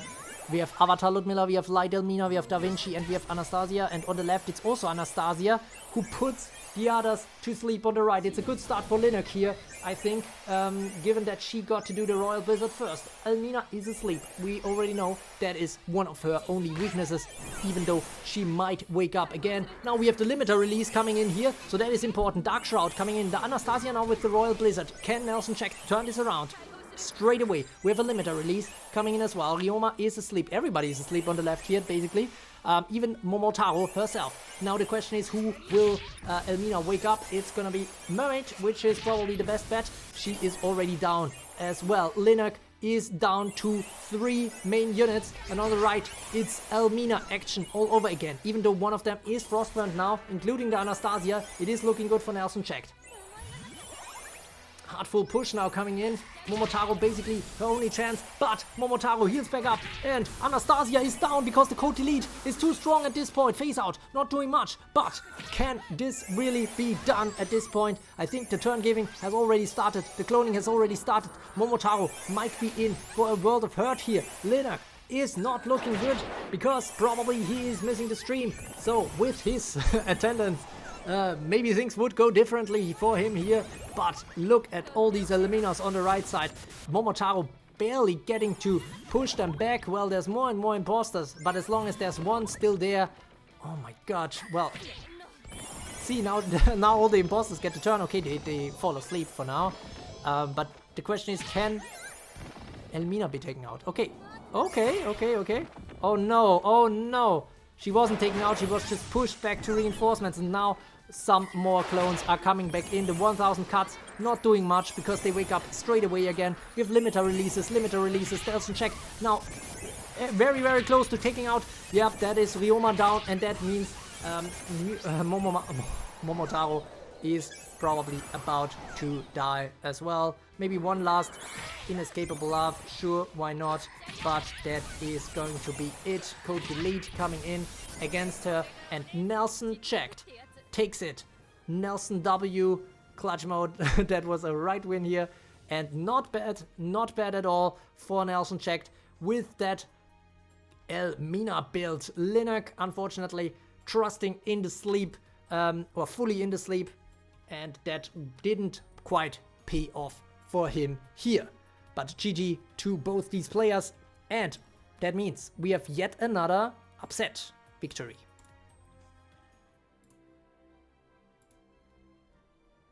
That means Nelson checked will have to face not Leo second in the next one, who has already taken out another Elmina build. Let's see how that goes. But now we go for the last two matchups. It's Germany versus Poland.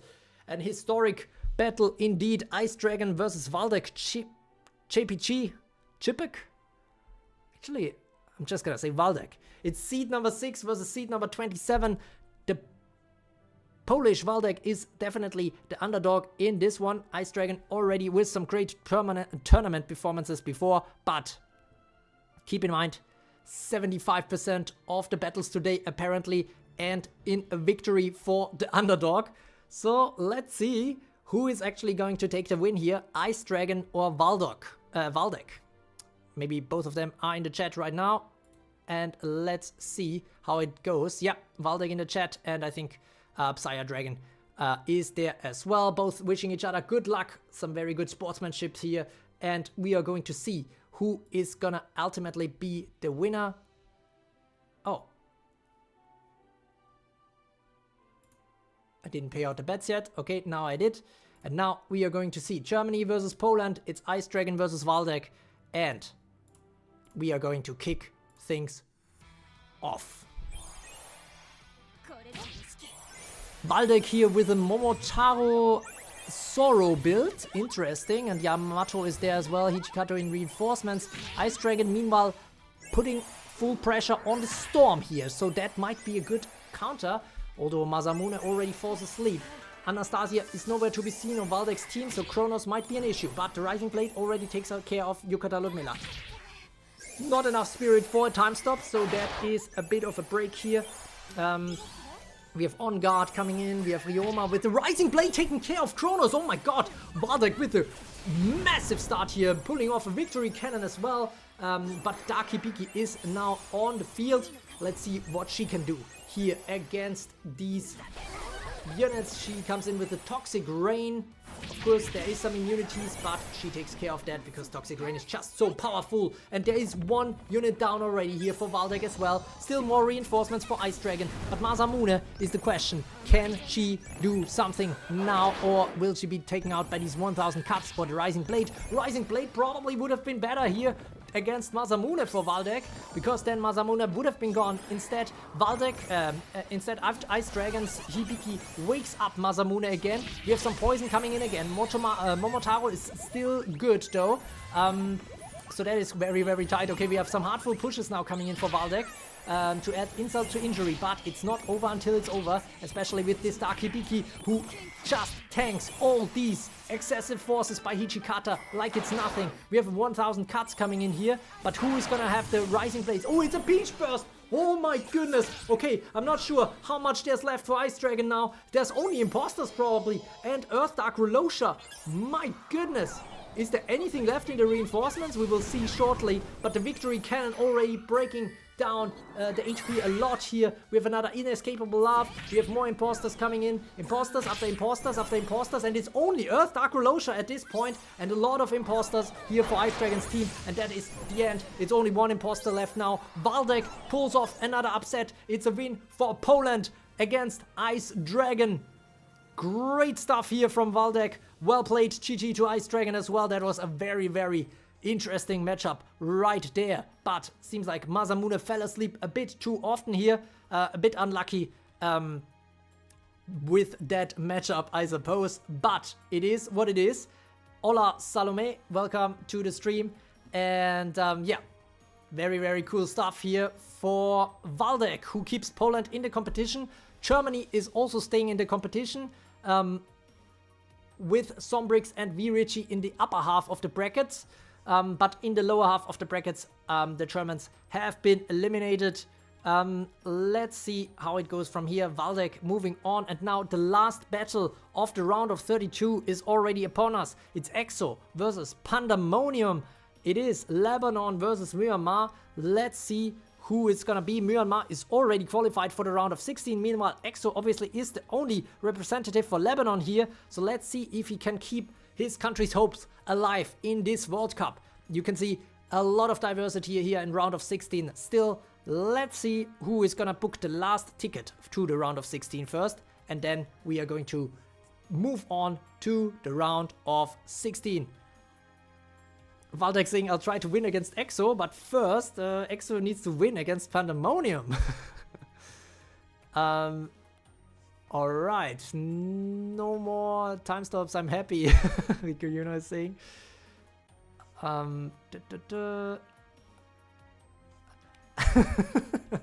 gathering, I'm still laughing at. Is she a bit stupid? Someone needs to clip that. Yeah, feel free to clip that for sure. That was kind of funny, the Hichikata bit here. EXO, I'm coming for you, Jumboy is saying. Sorry to say RIP Panda. Well, you guys haven't even seen their teams yet. What are you talking about? Let's see how it goes. We have the right team that won this one. And we're gonna see now the last battle of the round of 32, guys. It's starting now.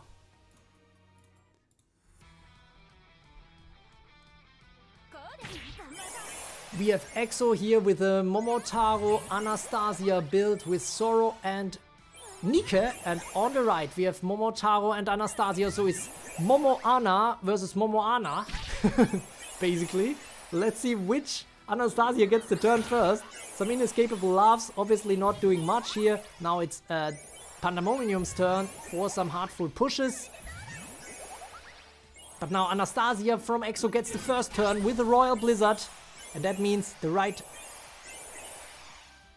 Yeah, the get turns here not doing much for Anastasia's, for the Anastasia on Pandemonium's team.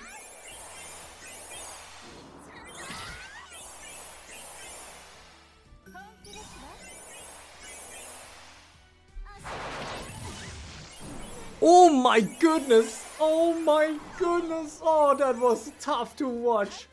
My god, Pandemonium's hopes go up in flames, or rather in a peach burst. One peach burst by Momotaro, taking out both Momotaro and Anastasia. That was absolutely insane. I don't think there's any way to come back from this. There's no strong DPSs remaining, obviously, because Anastasia and Momotaro are usually the ones to do that job. But yeah, it is all over now, I think. I don't see any way to come back from this. Hichikata might have something to say, but she just does a Spirit Blast. What is she doing? Is she a bit stupid again or what? I don't know. She had enough spirit, I think, to... Well, or was it not? Well, she had the Spirit Blast, I guess. Had to do it. Not enough spirit, no guards to take care of with the Veil of Dread. No stealth for the Stealth Punisher. I guess that's the reason. But yeah, there's no executes here for Panda's team. And now even a Frostburn to add insult to injury. Wow. Okay. That is crazy. That one Peach Burst took care. But yeah, it shows why my Momotaro also has that super high mana cost. It's just unlucky if your own Momotaro gets taken out by Momotaro as well. But yeah, it is what it is. Let's see. I'm support always saying, is she a bit stupid is my life motto. You have to explain that a bit more. Elisa must help Vichi. Well, okay, Zoro gets the turn now. Survivor's Blade to finish it off. EXO is taking the win here. Oh, well, GG to Pandemonium. That was truly unlucky. But EXO, of course, is the one who knows a lot about team building. Always doing his text-based reviews. And yeah.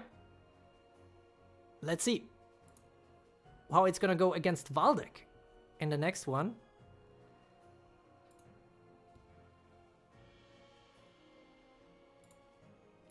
And that is, guys, that is the end of the round of 32. We are already closing in this competition. Half of the games have already been played. There's only 15 more games. And then we will already know who will be the new world champion to lift the Carrot Crown. GG to everyone who has already been eliminated. This is one of the toughest competitions yet, I have to say. Super, super strong builds by everyone. Very, very small things deciding things against each other. So yeah, let's see what it's gonna be. Very, very good stuff. We have 35 viewers now. Welcome everybody to the stream. That is some very, very nice attendance here. Glad to have you all. We just had the round of 32 conclude and we are moving on to the round of 16 now. And speaking about moving, I'm gonna move this a little bit to the right here. And yeah, that means if we look at these world rankings real quick, Reles didn't sign up for this competition. Basically, that's a walkover for him. Then we have player 345 who was eliminated. Sucring Chao who was eliminated. Not Leo second. He moves on to the round of 16. True Poison Believer eliminated. Rain moves on to the round of 16. Ice Dragon eliminated. CCYY not signed up. Pinks eliminated. Destroyer eliminated. Very White not signed up. CHSB eliminated. Mocha not signed up. Daybuxy eliminated. So basically, I think only two are remaining of the top 14. Is that right? What? That's crazy. Some big upsets here, and maybe there's more to come. We will see how it's gonna go against the other remaining players. And yeah, let's see which matchups we have up next. It is Altros, our new player from Thailand, who in a big upset defeated player 345, the top seed, and inherited basically his top seed slot. But the question is Sombrix now to be favored or Altros? Is it Thailand or Germany that is gonna move on to the quarterfinals? Then up next afterwards we will have Cody versus Draonis, both of them taking out the other top seeds in their round of 32. So now it's seed number 24 versus seed number 25 instead of seed 8 versus seed 9. Interesting as well, India versus Brazil coming up there. Then we will have Kenya versus Germany. We versus V battle in Vane versus V Vichi. We have Rain versus Rookie and R versus R battle, and also a China versus China battle. Then in the lower half of the brackets we have Natsuma, yet another new player that has joined the field, and that was a very convincing, very strong, cooked up team against Suking Chao in the round of 32 here. He will face off against the Syrian Abdo. And then we will have Tree versus Midnight, China versus Serbia, and then it will be China versus Myanmar, not Leo second versus Nelson checked, N versus N. We have a lot of first letter matchups here in this round of 16. And then finally it will be Valdec versus EXO, Poland versus Lebanon. So yeah, a lot of countries still in this competition. We have still 4 Chinese players remaining, we have 2 Germans, and every other country is only represented by 1 single representative. So that means 10 different countries there.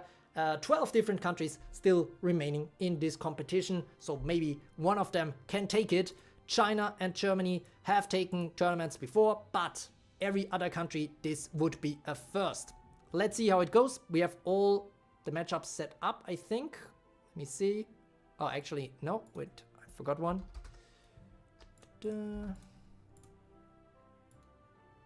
All right, everything is ready, guys. And we are going to move on to the round of 16. Altros versus Sombrix. Who is gonna take it? Can Thailand stay alive in this competition after already taking out Finland before? That is the big question that Altros has to answer versus Sombrix. And we are going to go straight into it. Get ready, because this is the round of 16.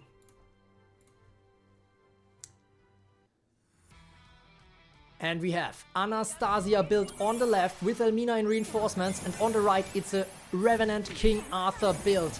A fully dark team here for Sombrix that gets fully slapped and frostburned straight away. A Cold Decree coming in here from Anastasia, but of course it's not an execute skill, so Hibiki stays alive. Endless Nightmare coming in, but Revenant King Arthur didn't lose the whole round plus, so it was just a little bit too weak apparently. Dark Drain now coming in, draining a lot of spirit for Altros' team, but not enough. Still 6 spirit here. Anastasia now with the Cold Steel, not doing much. Regal Cataclysm comes in. We know that Altros for Thailand is on a timer here, because if Revenant King Arthur stays alive for too long and gets too many turns, then the Regal Cataclysm will just be absolutely insane. But first, they need to stay alive, and the Hold Ground Plus has been triggered. Unleash Chaos has been unleashed, but that means now there's no guarding from Dark Ludmilla. Yamato is doing some suppressing fire. Anastasia gets the turn, doing some Cold Steel here. That is not very efficient. Ocean Sweep just taking care of the stealth. Peter asking, your True is there will be part 2 in tomorrow or end today? No, the full tournament will take place today. So stay tuned for that. We will see who will be the winner today already. Poison Devour coming in. Dark Rebirth now for Revenant King Arthur, and we have another Unleash Chaos. And Dark Ludmilla gets Frostburn from the entry. Cold Steel, not doing all that much. Victory Cannon here. Sounding the alarm, Altros. Okay, Elmina enters the battlefield. Dark Gene asleep and Frostburnt.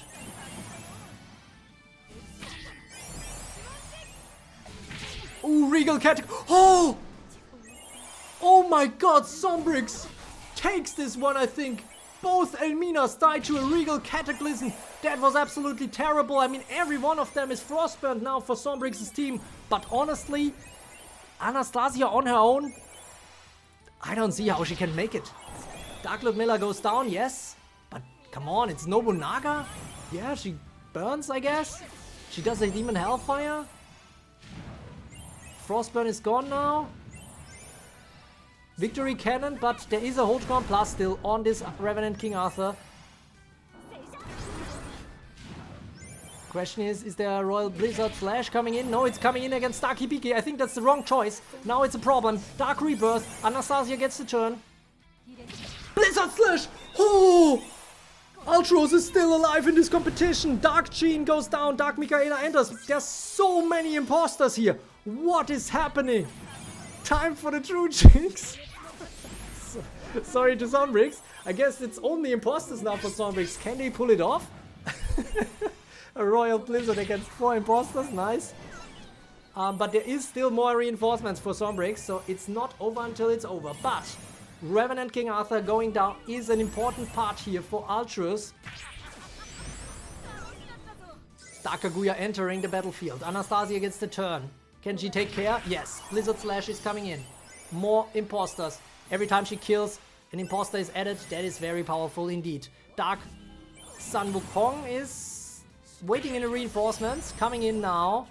Should get 2 turns against Yamato. Maybe it's enough to kill her. Nope. And she gets Blizzard Slash before she can get to cloning. Sounding the alarm here for Yamato. Interesting. Everybody's just asleep here for Sombrix. Sombrix is not looking in a good shape here right now. Well, Excalibur is still here. Oh my god, Goemon just gets taken out. Anastasia is absolutely wrecking this team by Sombrix. It looked so good for Sombrix, but as soon as Revenant King Arthur went down, it was game over. Or can Excalibur pull it off? Well, I mean, you know, maybe I jinxed Altros now. Sacred Blade. Nobunaga, by the way, still alive after all this. Stroke of Death against this Mori. Self-sacrifice. More Mori is coming in. Earth Anya is also still there for Sombrix now coming in. We have 3 guards now, but Blizzard Slash ignores guards and Excalibur is down. It's just guards now, and that is it. Wow, that's kind of funny team composition here on the right. We have 1 little Mori, we have 2 big Moris, 1 big Mori still in reinforcements, we have 1 imposter.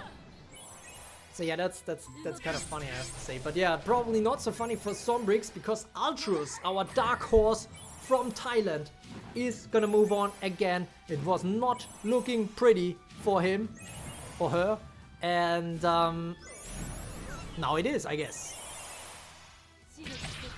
Blizzard Slash coming in. They do take their time though to actually kill off these very easy to kill units. I have to say, they are taking their time here.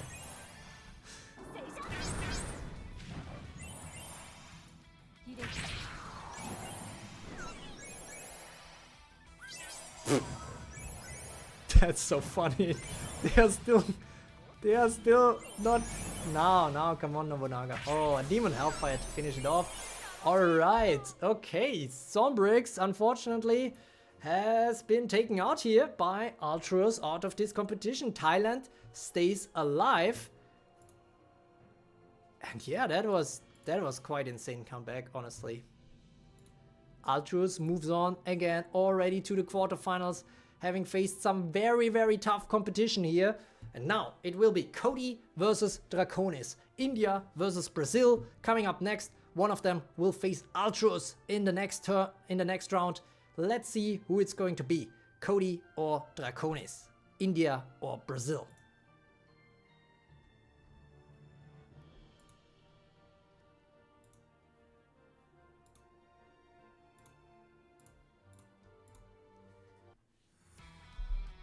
Okay, we have Cody with the light build here on the left. Light Elmina already on the field. On the right, Light Elmina also already on the field for Draonis. But Draonis is running a Burn Anastasia build together with Elmina.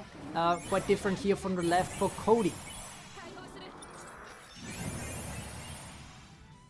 limiter release on both sides, but these are not the ones that enter, so that is not gonna give the turn yet to either of their teams.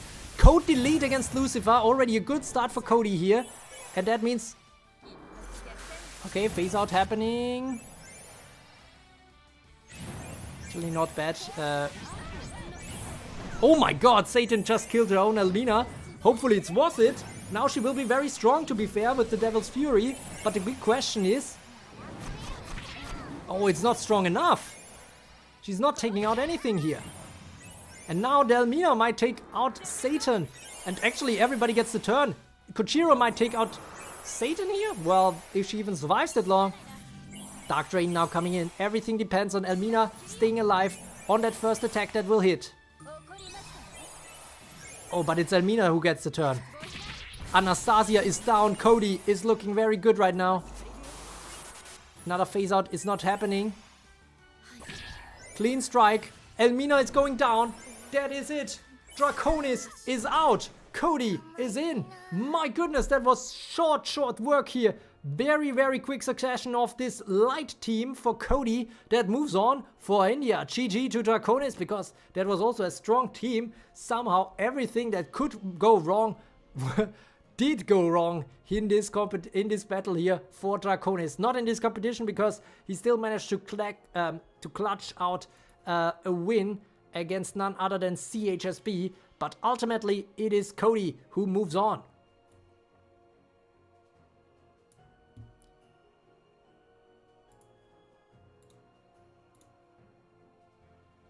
And now we have the V versus V battle coming up. It is gonna be Kenya versus Germany. It's Wayne versus Richie.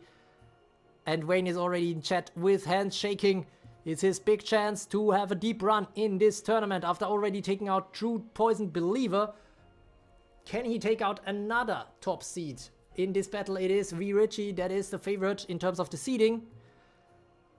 Hands shaking, palms sweating, and Kayal wishing good luck here. I think that's Richie right there. So both of them in chat, live witnessing how their teams are going to fare. We are going to go right into it.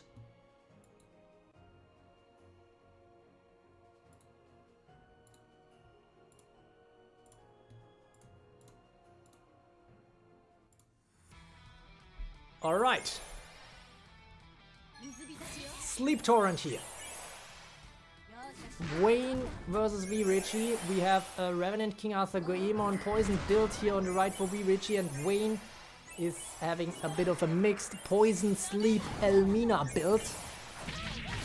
Toxic Finale takes care of the first Elmina. Okay, 0 reinforcements right now for Wayne, but given there is an Elmina, this could change more quickly than Richie would like. So it's not over yet. Pinocchio on both sides, interesting.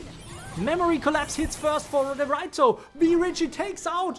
Oh my goodness, what is going on? I need to close the betting, because what the hell is that? And now Revenant King Arthur even does a a Dark Rebirth.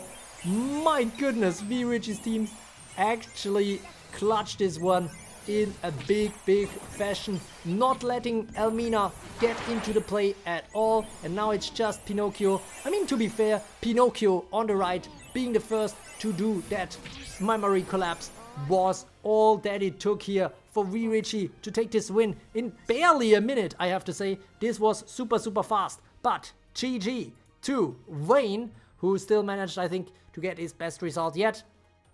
And Richie is going to move on for Germany, and he is also the only hope remaining for Germany. So if he was eliminated, then Germany would already be out of the competition. It is really cutthroat today. And I cannot read that, but I think maybe that's some kind of encrypted message here from Wayne in the chat. But Richie is going to move on, and we are having the China versus China battle yet. R versus R. And guys, you know, the China versus China battles, they oftentimes deliver. We had some epic ones before. And yeah, let's see if it's gonna be the case again.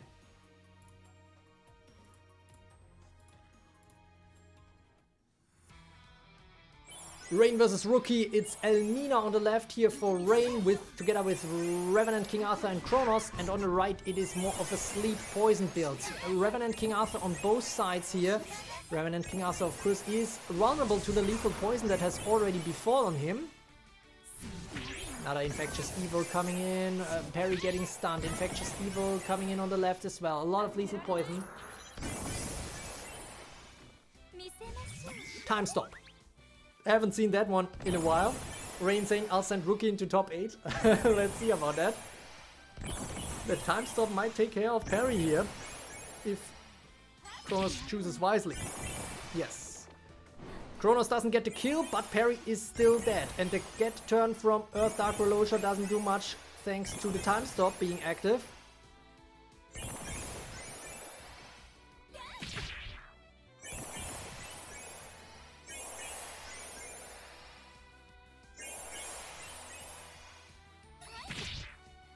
I'm holding my breath here, but I don't think there's gonna be another kill for Kronos. Ooh, that was close though.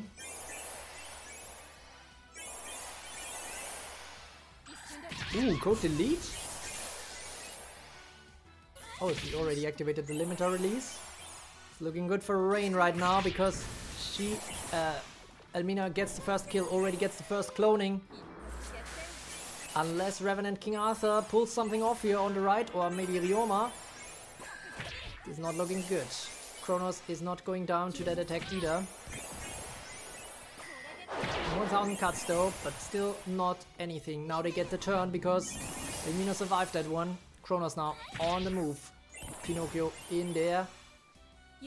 Regal Cataclysm. Pinocchio stays alive, and that is important. That might be essential here actually. Rising Blade, but actually Pinocchio is highly stunned, I just realized. And Ryoma is going down to the poison. Regal Cataclysm doesn't achieve much. Is Rain the top seed to watch out for in this tournament?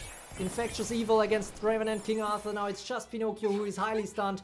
No chance of coming back to this one for Rookie. It is all Rain. And that is also fitting for the forecast on the weather for the next few days here in Germany. So yeah, Rain is taking this one. Rookie, while not really being a rookie anymore, because he's also already a very strong participant in quite a few of these tournaments, has been taken out here by his colleague Rain. And yeah, that's a GG here to Rookie, and Rain moves on as the first Chinese player. It will be another Germany versus China fight in the quarterfinals.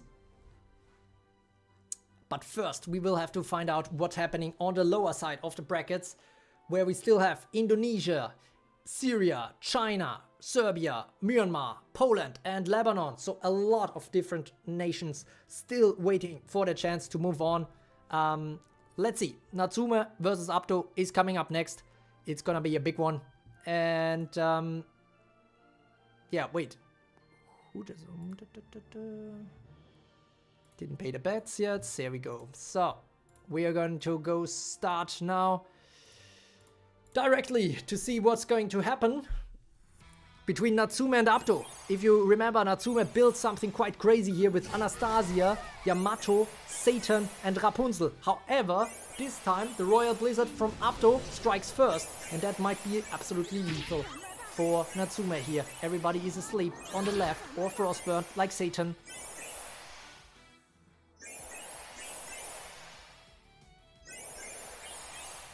Divine Purification coming in. Momotaro is also on Abdo's team. Satan is gone. Oh my god, Anastasia is also gone. Satan and Anastasia are down for Natsuma. It's not looking good for them. Abdo with a great start into this battle. But now everybody is asleep on the right. So this is probably the chance to turn it around. But is it enough? That's the big question. I mean, there is Rapunzel, but Rapunzel is basically not gonna... Yeah, she's just gonna do a surgical strike, which actually wakes up units. Momotaro now actually doing the heartful pushes. Oh my goodness, it's not looking good. I don't think Earthdark Rolosha and Yamato can carry this on their own. It's just imposters now, and this will get the turn. Reduce the time units again. Okay, Tobias is even still alive. My goodness. That was a very, very, very unlucky start to the battle here for Natsuma. Attack 2 coming in from Tobias, who even gets a turn. Suppressing fire. Okay, Dark Shroud here. This should be at least enough to take out Tobias, right? This magical ruin. Not enough to take out Anastasia though. And the hardful pushes continue. Now it's all imposters again for Natsuma. It's not over but until it's over, but with Momotaro, Anastasia, Queen Elizabeth still alive here on the right. Sure is looking good for them.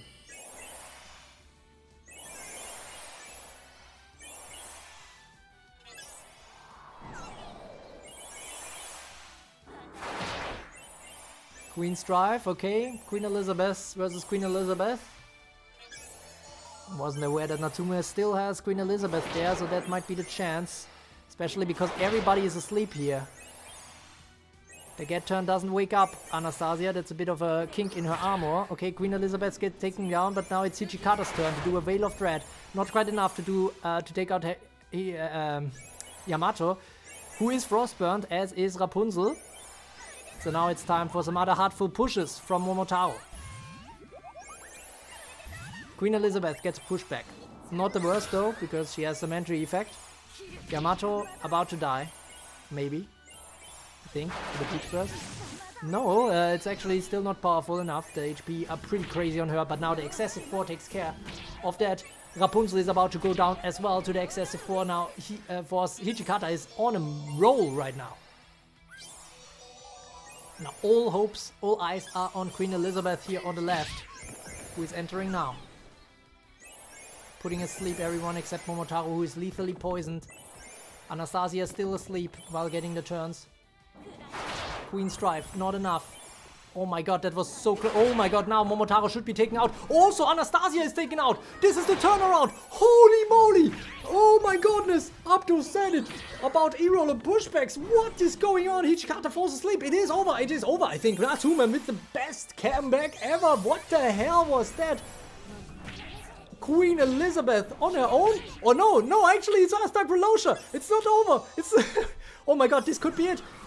The excessive force coming in? No, it's not. She cannot. Oh, she's not a guard right now, so the Veil of Dread cannot be used. Dark Shroud coming in right now. Who is it gonna be? It's 1 versus 1. This is the most epic showdown in the entire tournament we had. Magical Barrage coming in, but Stealth Punisher. Oh my goodness! Abdo takes it! Wow! Hichikata, the only unit left standing. My god! 1 mana cost on that unit. And she delivers. My goodness.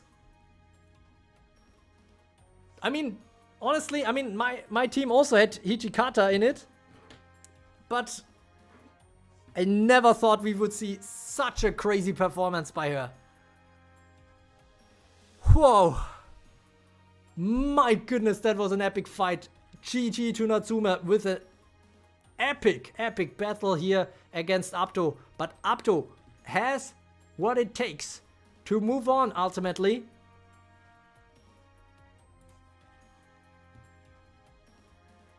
My goodness. I'm still a bit speechless, honestly. That was insane. Honestly, both of the Natsuma battles were pretty crazy. Now, Abdo moving on to the quarterfinals. Having a deep run in this tournament for Syria. And who is he gonna meet? Is it gonna be Tree or Serbia? Both of them upset in their round of 32. The higher seeds, Pinks and Debuxy. Let's see. Who is it going to be? Oh, I need to pay out the bets. Abdo took this one. Alright. My goodness, I'm still speechless. That was a finale like none I've seen before. Ultimately, Relosha didn't have what it took to take out Hichikata, who was already down on charges. So one strong attack at some point could have been enough to take out Abdo fully, but somehow she got back into it again.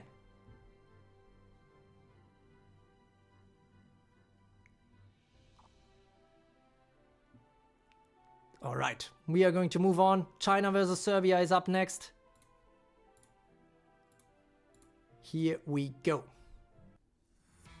It's Tree with Anastasia sleep build on the left. Also Hijikata in reinforcements against a burn stun build. Uy, especially together with Anastasia, this looks not too bad. We have a Royal Blizzard coming in. Everybody is asleep except Kronos, who is frostburned. Anastasia now with the Cold Decree coming in. Hot or cold, depending on how you're gonna interpret this. And Dancing Leaves from Ryoma to kick things off. Everybody asleep, but somehow, oh my god, even some cursed sleep now on Don Quixote. But now everybody should go burning again? No, there's some burn words. Concussive blow, okay, but still staying alive. But the Blizzard Slash against Zhuge Liang is a done deal at this point. Time Spears now. Parry absorbs the stun. We have Earth Dark Relosha here as well with a magical barrage, but Kronos still stays alive and gets the turn. With the time stop now. Let's see if she can make use of that time stop.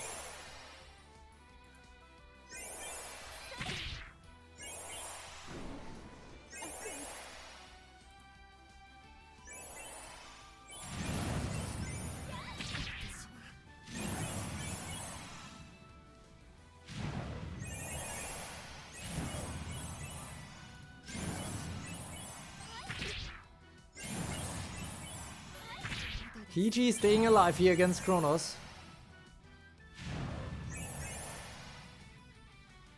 But maybe, yeah, stays alive.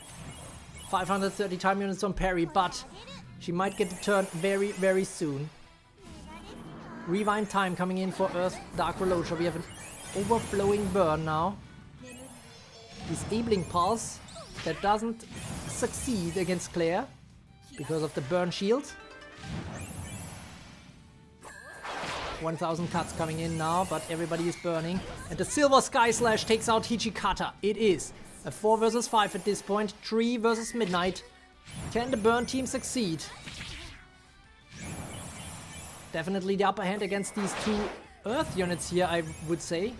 A Divine Blast. Taking care of parry, very important here. Good combination for Midnight. And this is looking better and better for Midnight. Unless, no, I don't see any way this can be turned around at this point. Ryoma, even though there is some burn immunity, there's just not enough here. Deadly Burn Blast to finish it off. Midnight takes this one and keeps Serbia in this competition. Well played by Midnight, and GG to Tree. Speaking of Midnight, I guess Midnight is closing in for our Asian viewers, but we are on the way. We are already 2/3 done basically with this competition, so stay tuned what it's gonna be. I hope it helps that tomorrow is a Sunday, so hopefully some of you can stay up a little longer without repercussions for your jobs. But yeah, Midnight is going to move on. It's gonna be Abdo versus Midnight, Syria versus Serbia in the quarterfinals. So we have 6 different nations here so far, and it could be 8 different nations in the quarterfinals. For that to happen though, Nelson Checked will have to take out Not Leo second in an N versus N battle. Let's see if that can be done. There is a chance, for sure, but yeah, let's see.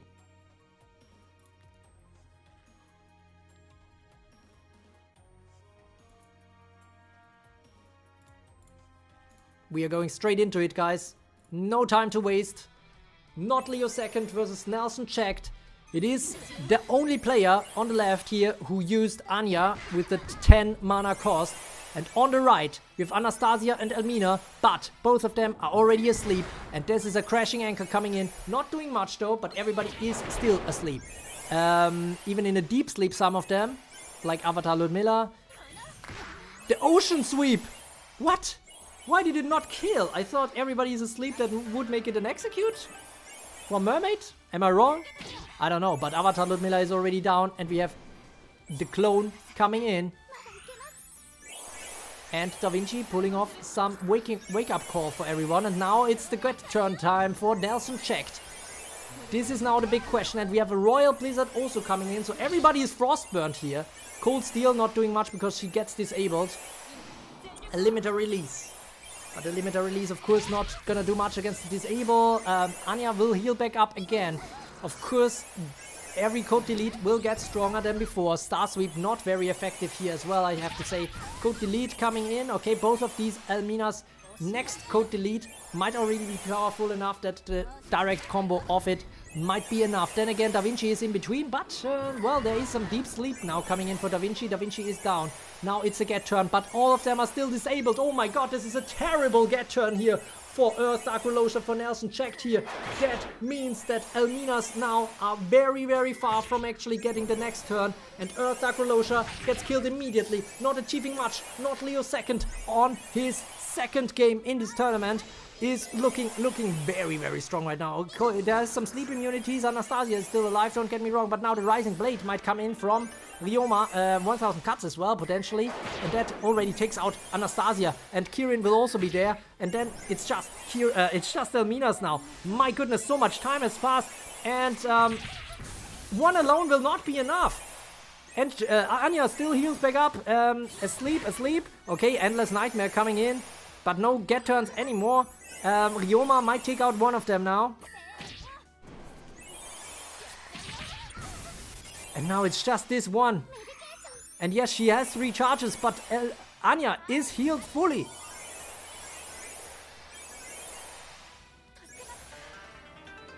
Guys, this is a demonstration why Anya is still OP and why she deserves the 10 mana cost. Nelson checked. Has to bow out of this competition, so we have 2 Chinese players moving on to the quarterfinals. My goodness, that was a bit crazy, but yeah, it is what it is. Nelson checked, had a good team here going, but faced off against the only Anya team that is strongly countering his. And so not Leo second moves further on in this competition, and he is getting very, very close now to overtaking none other than Reles in the True World Rankings. But first, he will have to beat the winner of the next battle, and that is Valdec versus EXO. It's Poland versus Lebanon. There will be a 7th country in the quarterfinals after Thailand, India, Germany, China, Syria, Serbia. But which is it going to be, Poland or Lebanon? That is what we are going to find out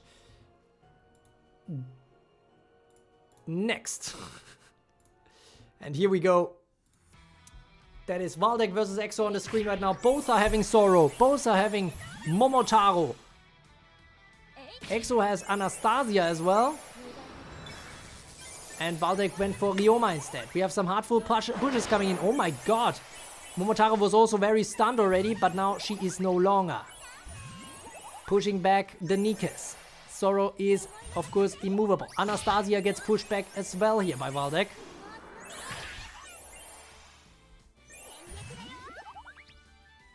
Peach Cut coming in, but now it's her turn again. Momotaro, well, okay, Inescapable Love coming in, not doing much on guard. Peach Burst! Oof, okay, still staying alive, but Sorrow is asleep. Then again, the Dancing Leaves come in for the save for Valdec. Rising Blade, not doing much except triggering that counter on Zorro, who gives the turn to Momotaro, but Momotaro unfortunately is asleep. Peach Burst coming in. Another Peach Burst that doesn't do all that much. Both of Zorro and Momotaro still stay alive. 1000 cuts though, also pretty close. Rising Blade, still not doing much. These Zorros and Momotaros are very tanky here for EXO on the right.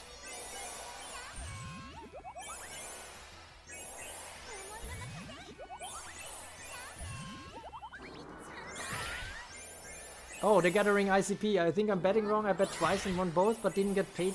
Well, I think in the last one, it might be because everybody bet on the winner, so there was no win. Oh my god, the Peach Burst!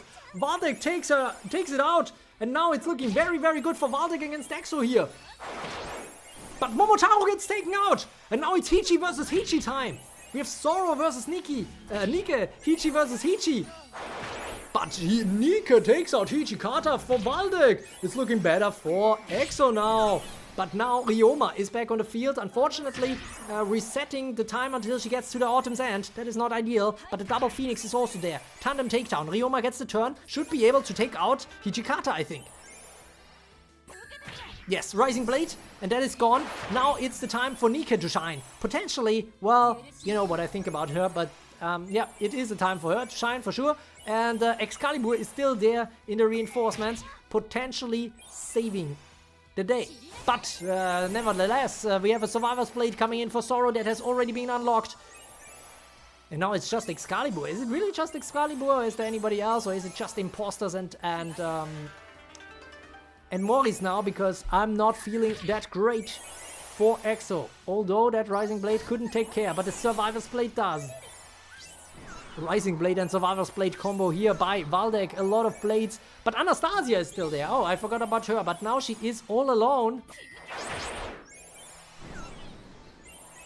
I'm very concerned if she even gets the turn. I don't think so, because the Survivor's Blade from Sorrow will hit first. And it hits hard. And there she goes. One imposter remaining for EXO, who just says, fuck this. Oh my god, now I get... Okay, nevertheless, I don't have ads on anyways.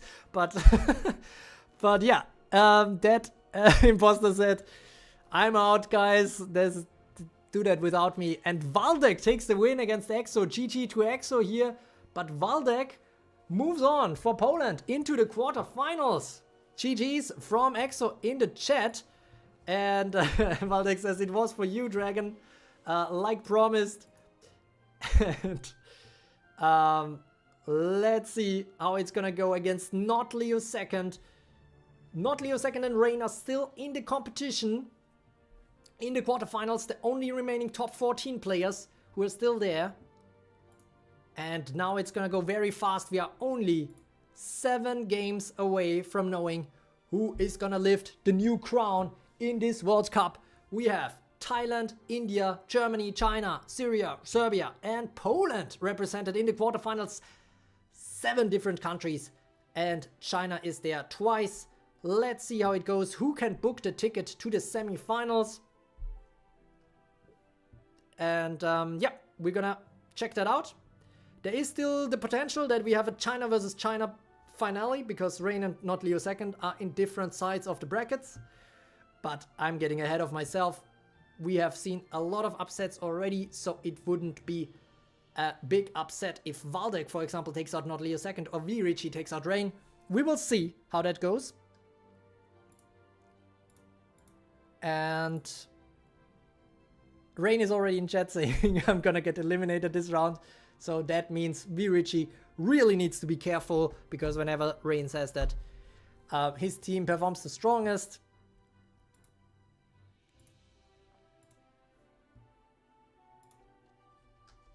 so let me set up the games real quick, and then we are already starting the quarterfinals. We will see Altros, the new joiner, versus Cody. Then we will have Vichi versus Rain. We will have Abdo versus Midnight. And we will have Not Leo Second versus Valdec. Alright, everything is set up already, guys. We are going to go straight into it. And yes, Abdo, Valdec bested EXO here in this battle of the very best team builders. And now it's gonna be the quarterfinals.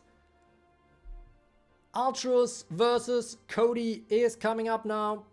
I know we are getting late in Asia and the viewers are dropping again, although I hope it might be a technical glitch. But for those who still are watching, I am glad to have you with me. We had some epic fights. I think Natsuma versus Abdo was absolutely insane. Let's see if we have another one of those in the quarterfinals. Only very few players are remaining. Only very few games are remaining until we know who wins this Carrot Cup 2.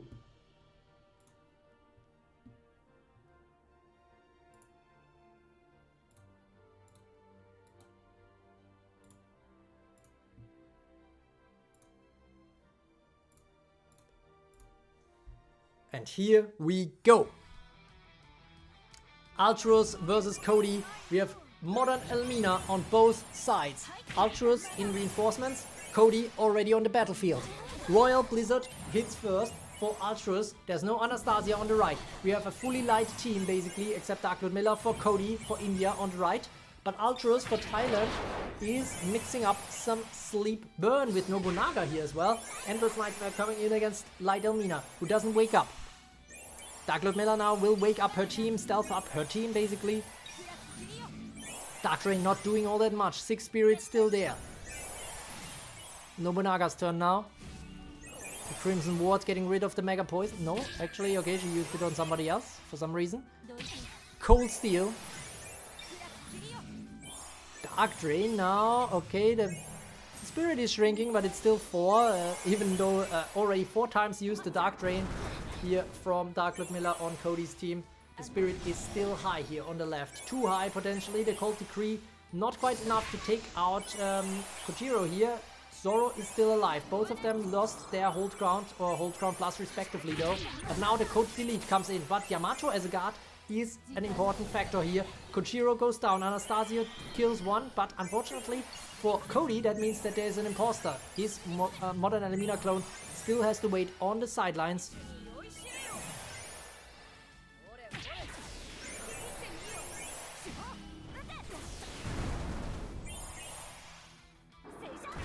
Alright, suppressing fire coming in here. No, Abdo, you don't need to stop yapping. The more you write, the better. Then I also know that the chat is still working. Royal Blizzard now coming in. Again, the Blizzard Slash taking out Dark Lord Miller. Victory Cannon now. Anastasia definitely a strong one in this competition. Endless Nightmare now. Zoro still asleep, but the clone is there. Can she get the turn or will she be taken out? Oh my god, Zoro is taken out. All hopes for Cody now on Modern Elmina. And Altros still has Modern Elmina in reinforcement. Demon Hellfire taking care. Whale of Dread, Hijikata. Everybody falls asleep now. Frostburnt. The get turn doesn't matter. She is burning. Endless Nightmare coming in, but now she gets the turn. But they are getting frost turned again. Everybody sleeping or frost burned. Blizzard Slash against Hijikata. Okita is coming in reinforcements here for Cody. Can she turn it around? No, I don't think so, especially because Modern Elmina just went down. Cody is in trouble here. Thailand is looking better and better here. Altros, the first joiner in this tournament, is extremely strong. Okita goes down directly. Even 1 mana cost probably too high for her. And Goemon gets at least to pull off some cloning, but I don't know. The Gathering saying I'm just logged in and can't message or I might miss something. That's also fair.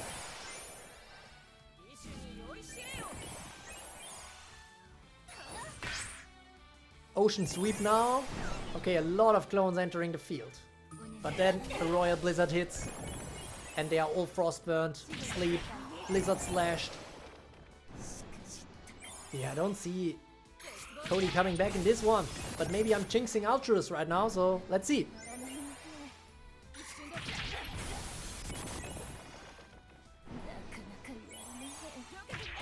Stealth flank now. Okay, Mermaid still staying alive. Code delete.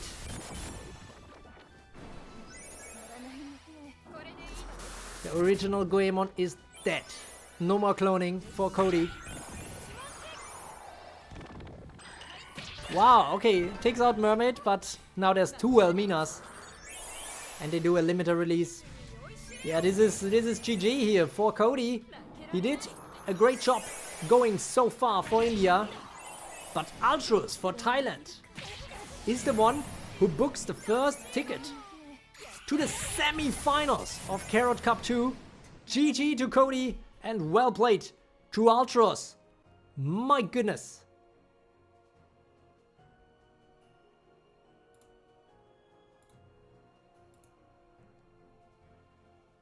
Okay.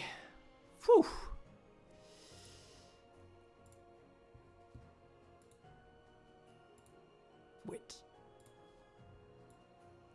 I'm gonna move this out of the way here. And we see Altros move on to the semifinals. Our seed 32, guys, who is now sitting in the semifinals waiting. Who will dare to challenge him next? Is it gonna be Vichi from Germany or Rain from China? That is the big question right now. Vichi, the only German remaining in this competition. And he already took out one other Chinese player. So maybe that's the experience he needs. Then again, Rain is our second highest seed remaining in this competition. And he has a lot to play for because he might just take the #1 spot if he has a deep enough tournament run in this one.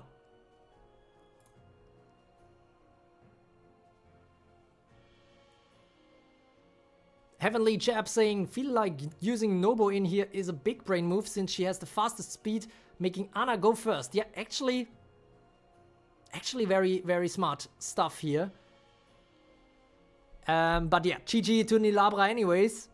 And Rain already saying it will be Vichi in the semifinals. So Vichi will have to be on the lookout here for some bad pessimistic surprise here from Rain. Let's see how it goes. We will go straight to it and see who books the second spot in the semi-finals. Vichi versus Rain, Revenant King Arthur versus Revenant King Arthur. Rain has Elmina though, and Kronos for the time stopping.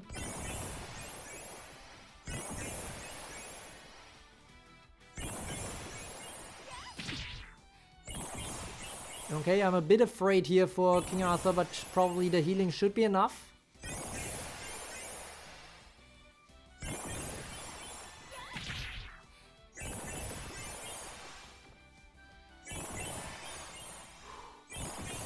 Very, very important phase right now. Yeah, should be surviving this one, although I think Kronos might get another one.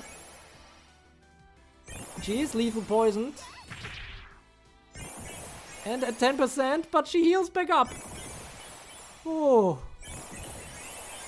That was super close here for Vichi's Revenant King Arthur, who stays alive, gets the turn, and now can do a Regal Cataclysm. But the right hand side also does a Regal Cataclysm. So let's see, Demonic Defiance coming in. It's a good counter against the Regal Cataclysm. And Modern Elmina, the first one, goes down for Rain. But now that was not enough. The Toxic Finale, that means everybody gets the turn here for Rain's team. Modern Elmina has to die here for Vichi to have a chance.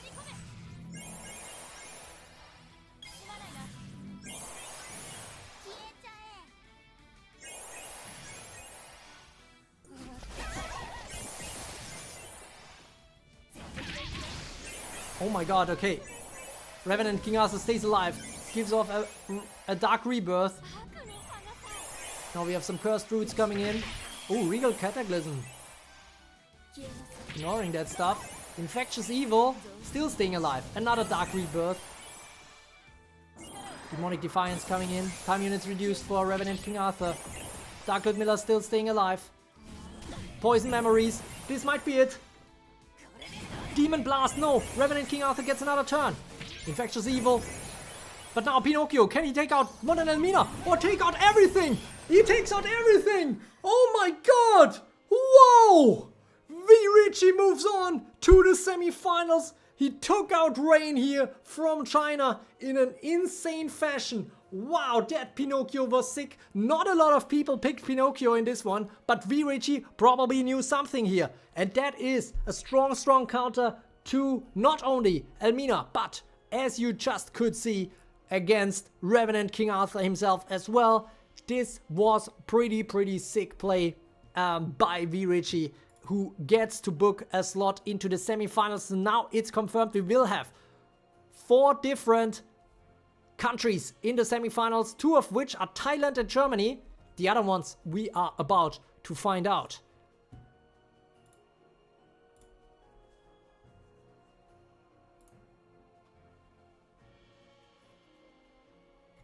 Oh, I called him.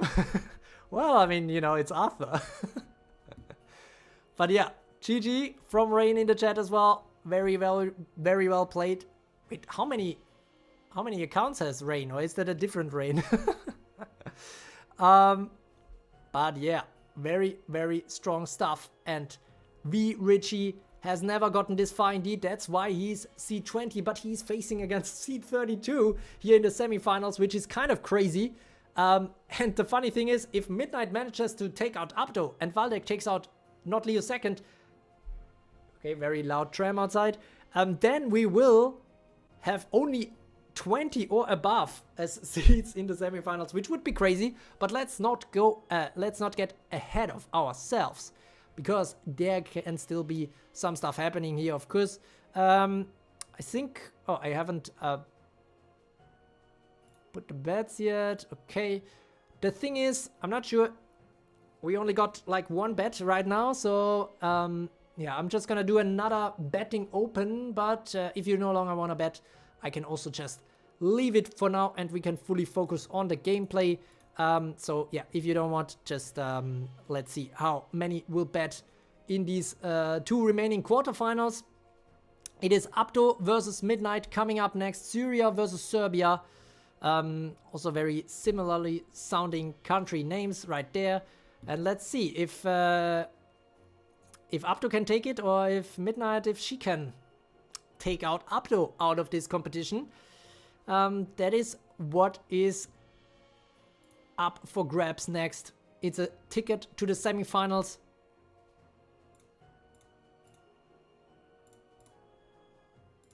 And here we go. Midnight with the Burn Stun team. Remember, a Burn Stun team won the first competition, the first True Carrot Cup in July. And the Cold Degree takes out Claire already though, and everybody else is Frostburn, so a good start for Abdo, I reckon.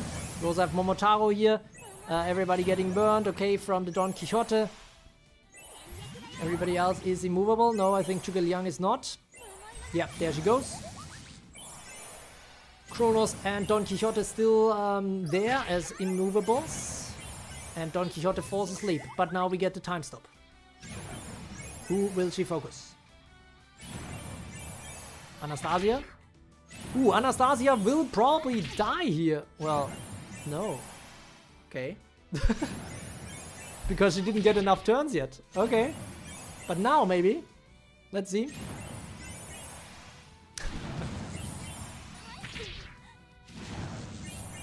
No, she's still healing. Oh, okay. It's over. Kronos takes out Anastasia. Okay.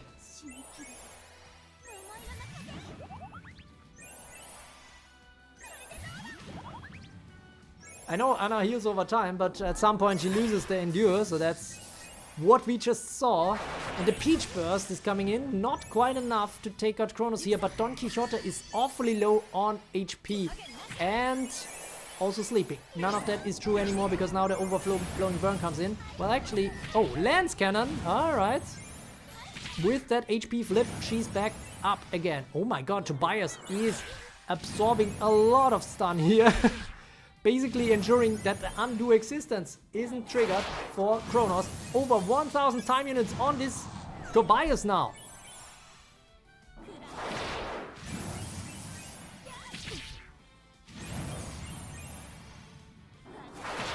Oh my god. Don Quixote is going down. It's just Draonis who dies to the Peach Burst. Abdo is looking in good shape here. A lot of imposters here. And only Nike, Zhuge, Lubu left probably for Midnight. I mean, Nike at least is permanently sleep immune. She's not immovable, she's not stun immune, but she is permanently sleep immune. And there comes some fuel to the fire, but she immediately gets pushed back again. Lubu is gone, Zhuge is gone. Inescapable Love, so Nike is gone as well. My goodness, this is imposter spam to the max. And this also shows yet again why this Momotaro has an 11 mana cost in this competition. Divine Blast finally taking care of Tobias, but now obviously Avatar Ludmilla becomes a stun absorber, and she's already at 860 straight away. Okay, that didn't do all that much here for Libu. Libu is down. Zhuge is coming in. Hijikata now. Excessive forcing. Divine Blast. Not enough to take out Avatar Ludmilla. Nike just possibly a little bit too weak here.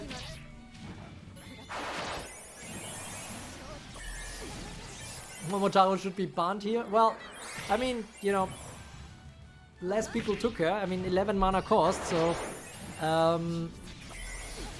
seems fine. Although it doesn't seem so fine for Midnight right now. Although, yeah, I mean, yeah, now it's just Nike. I don't see her declare victory anytime soon. Okay, well, at least she has that evasive stance going for her now. Okay. My goodness, her attacks are just so weak. It's actually infuriating a little bit, I have to say. Wow, Momotaro is taken out. What? Oh my god! Oh no! I jinxed Abdo. Oh my god! She actually declared victory! What the hell? This was insane.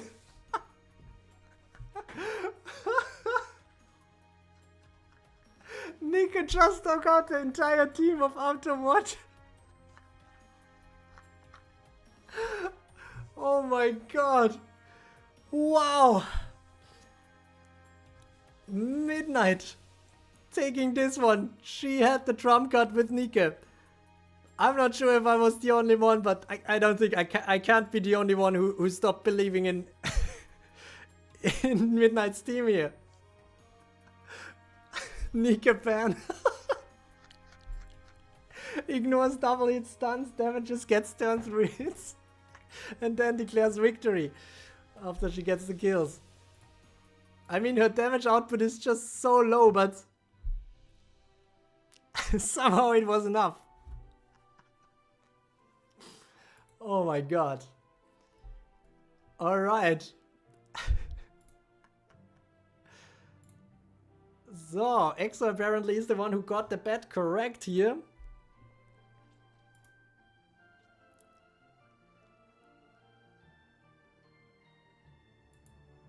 Oh my god. Okay, that was crazy. Okay, so yet another upset here. Midnight as seed number 23 in the semifinals. We also have seed 20, Vichi, seed 32, Altros. And now the question is this gonna be the upset tournament for that to happen in the semifinals with only 20 plus seeds? Valdec now has to take out not Leo second, the only top seed remaining in this competition.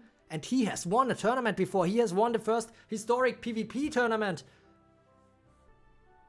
So he might be the very first player who has a chance to win a second tournament. But for that, he needs to win 3 more battles against some strong underdogs. Whew. Who is gonna take this? We have some bets going on again, so I'm gonna keep going with those. Abdo saying, I hate Nika now.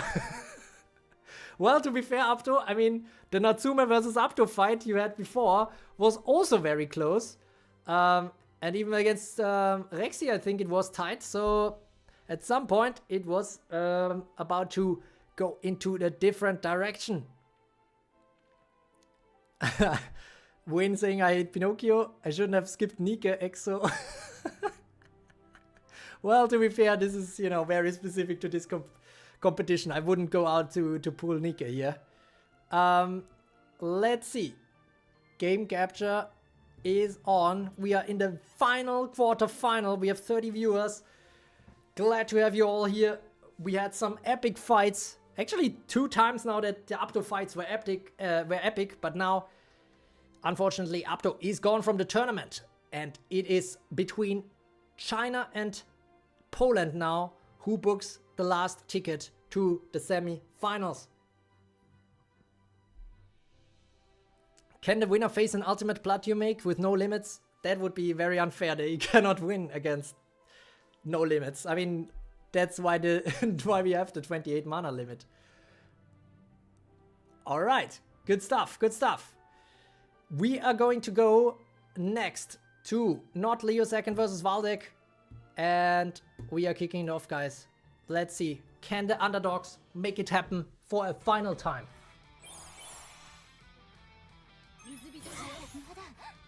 Not Leo second.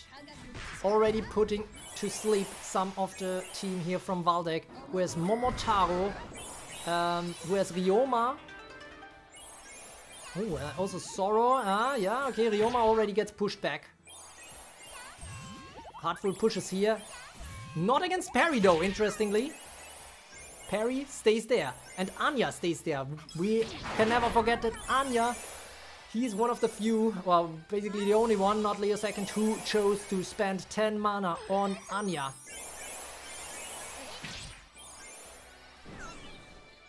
Tandem takedown. Royal Trident against Yamato, still standing. We have two strong guards here on both sides. Concussive blow now coming in against Yamato, who falls into a deep sleep.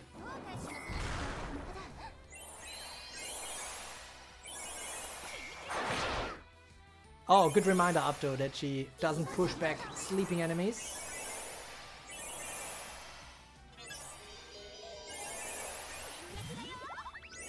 It's 50-50 in bets, and more heartful pushes now coming in. Parry gets pushed back as well. Mermaid falling asleep, but staying alive. Healing back up again. Getting the pacifying wave in. Wow, that was clutch. Immediately waking up from the recovery mist.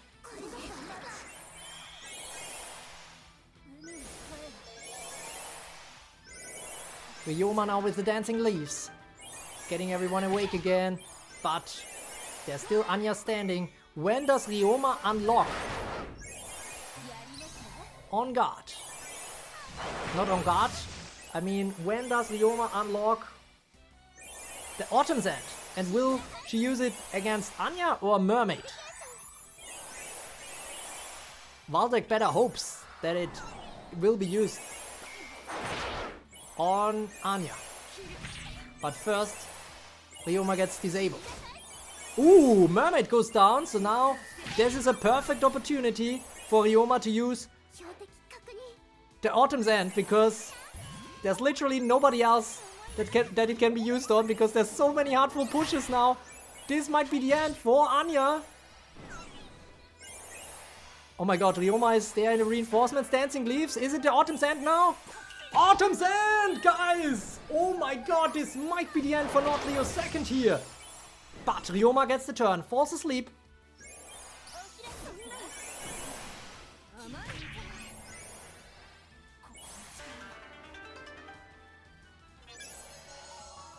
Final boss, Tru Creole, let's see your team. Well, let's see if we still have enough time for that. It's already midnight in Asia.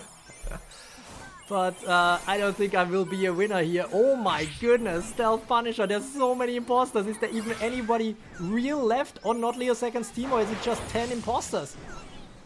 Ah, it's Parry. Parry is right there. But she won't get the turn, unfortunately. My goodness, Valdec takes it out, and this is the perfect underdog tournament right there.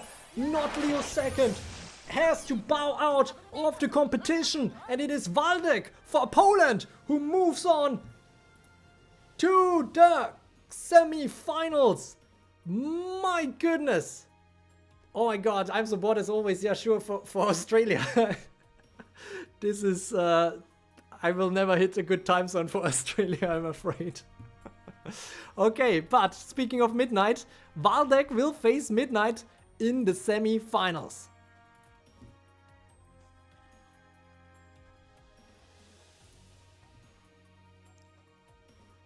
Wow.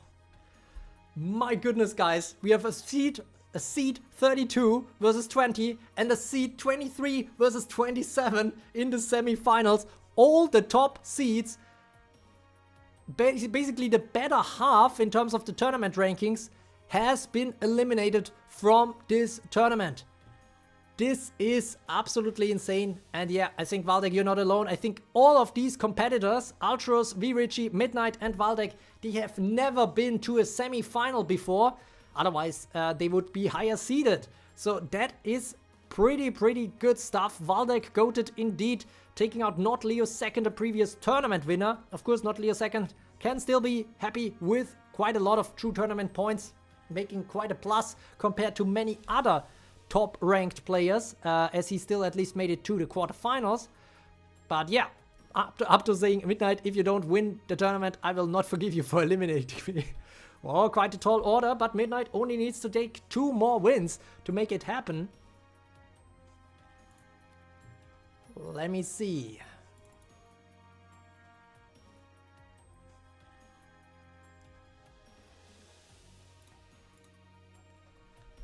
Okay. Let's set it up.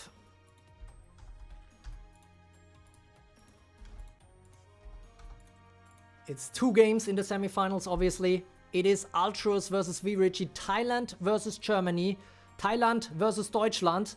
And let's see who is gonna take it. Altros has never been in any competition so far.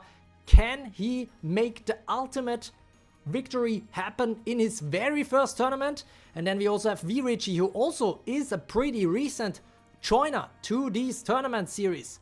So yeah, this is crazy what they cooked up for us here, but only one of them can go to the finals and potentially make it happen for them to take the first tournament victory. We already had one German tournament victory in the Platoon Wars 1, the very first community tournament that I hosted. If Altros, Midnight or Valdec takes it, it will be the very first victory for their respective country. So yeah, a lot on the line here for everyone. And Vichi is already in the chat saying good luck, it will be difficult to beat you. Let's see who is gonna be. We are going straight to the semi-finals.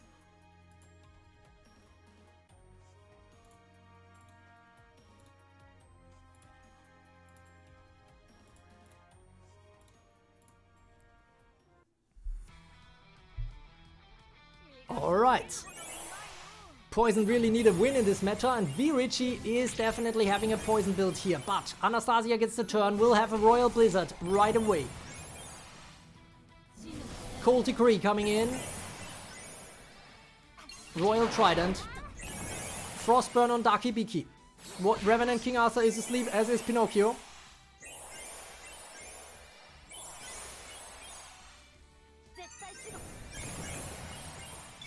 Dark Drain, waking up everyone. Another Dark Drain.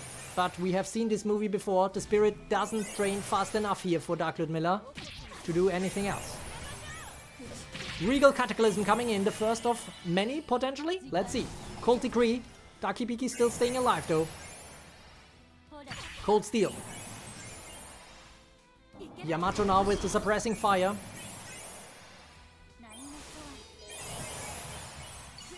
Ah, okay, no more bats here in this semi-final.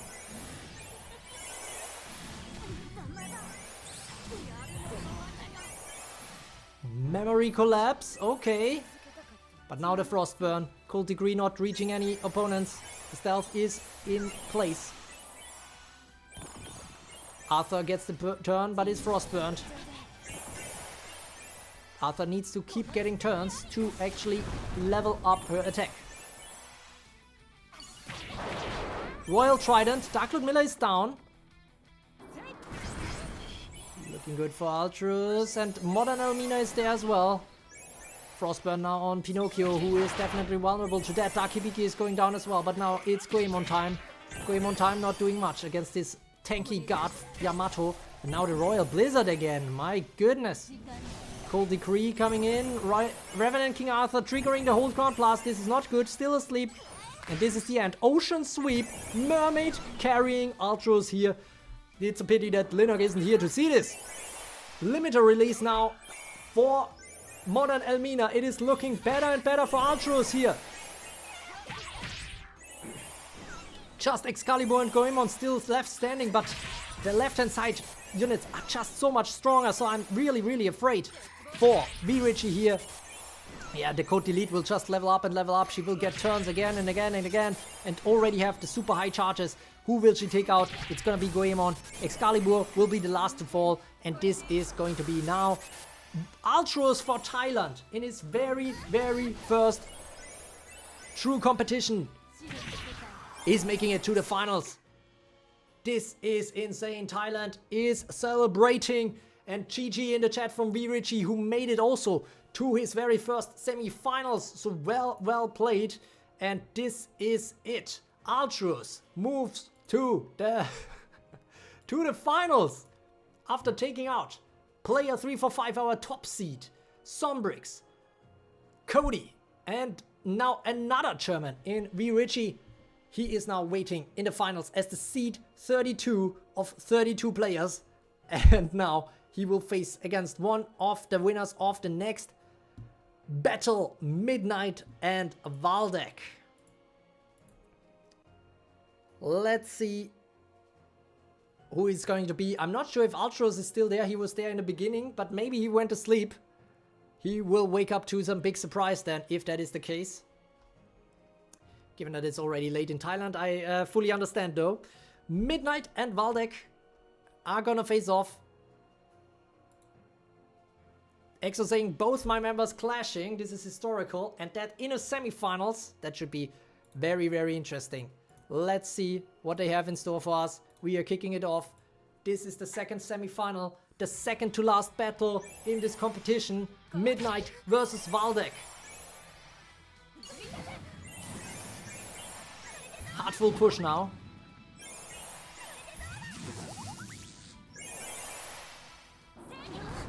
Deadly Burn Blast, okay, not quite successful, but Claire is lucky, she's still alive.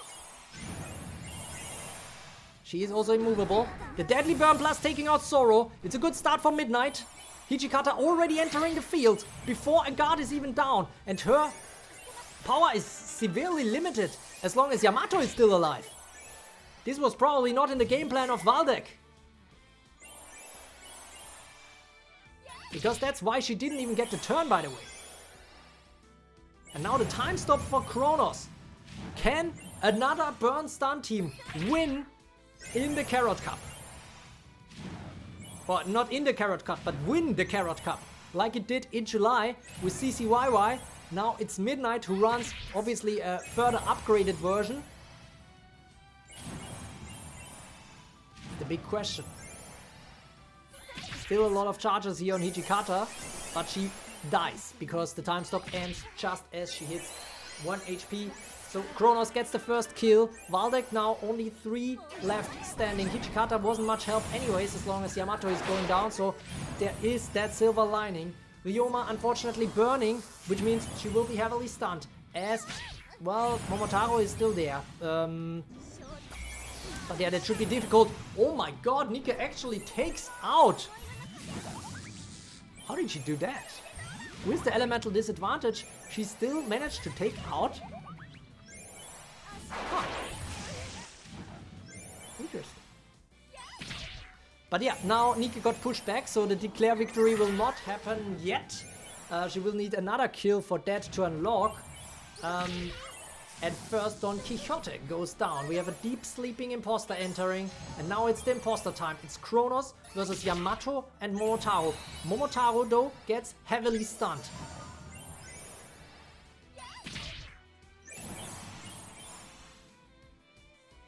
But still healing back up again and again. There gonna be some sound alarm coming in. Ooh, victory cannon now. Hold ground plus triggering for Kronos.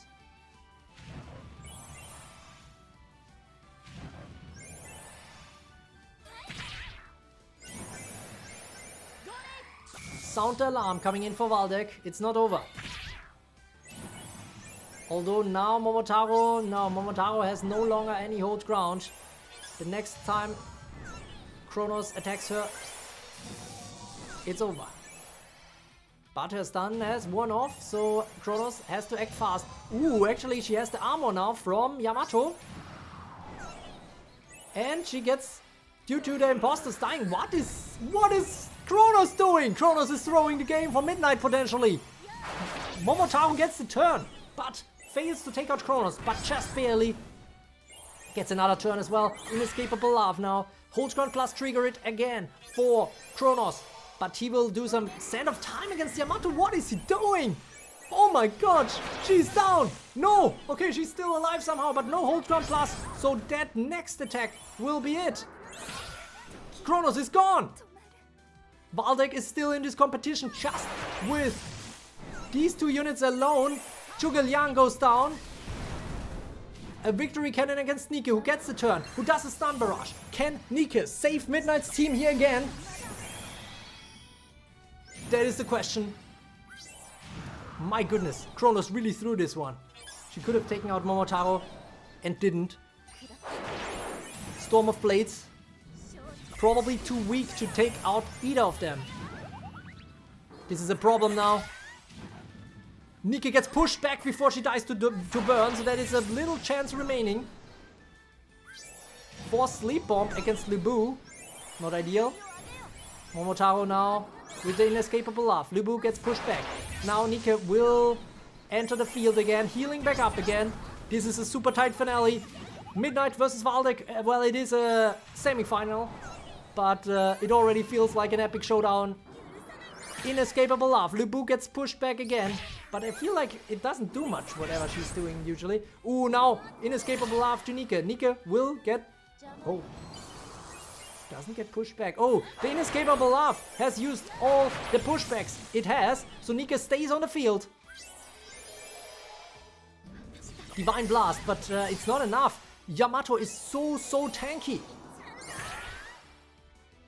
But Nike is sleep immune. And now Yamato also produces imposters, more and more imposters. Momotaro cannot hit Nike with the Peach Burst. Can Lubu do something in this battle? She's entering now. But the stun doesn't work and Lubu goes down. It's all on Nike. But Yamato heals too much. Divine Blast.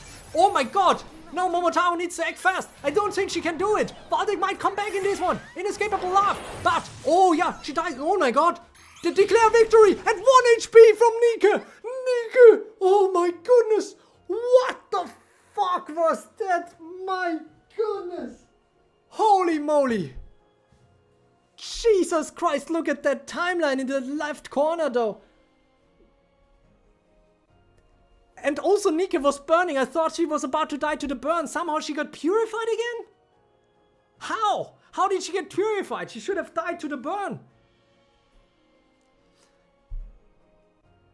Boah.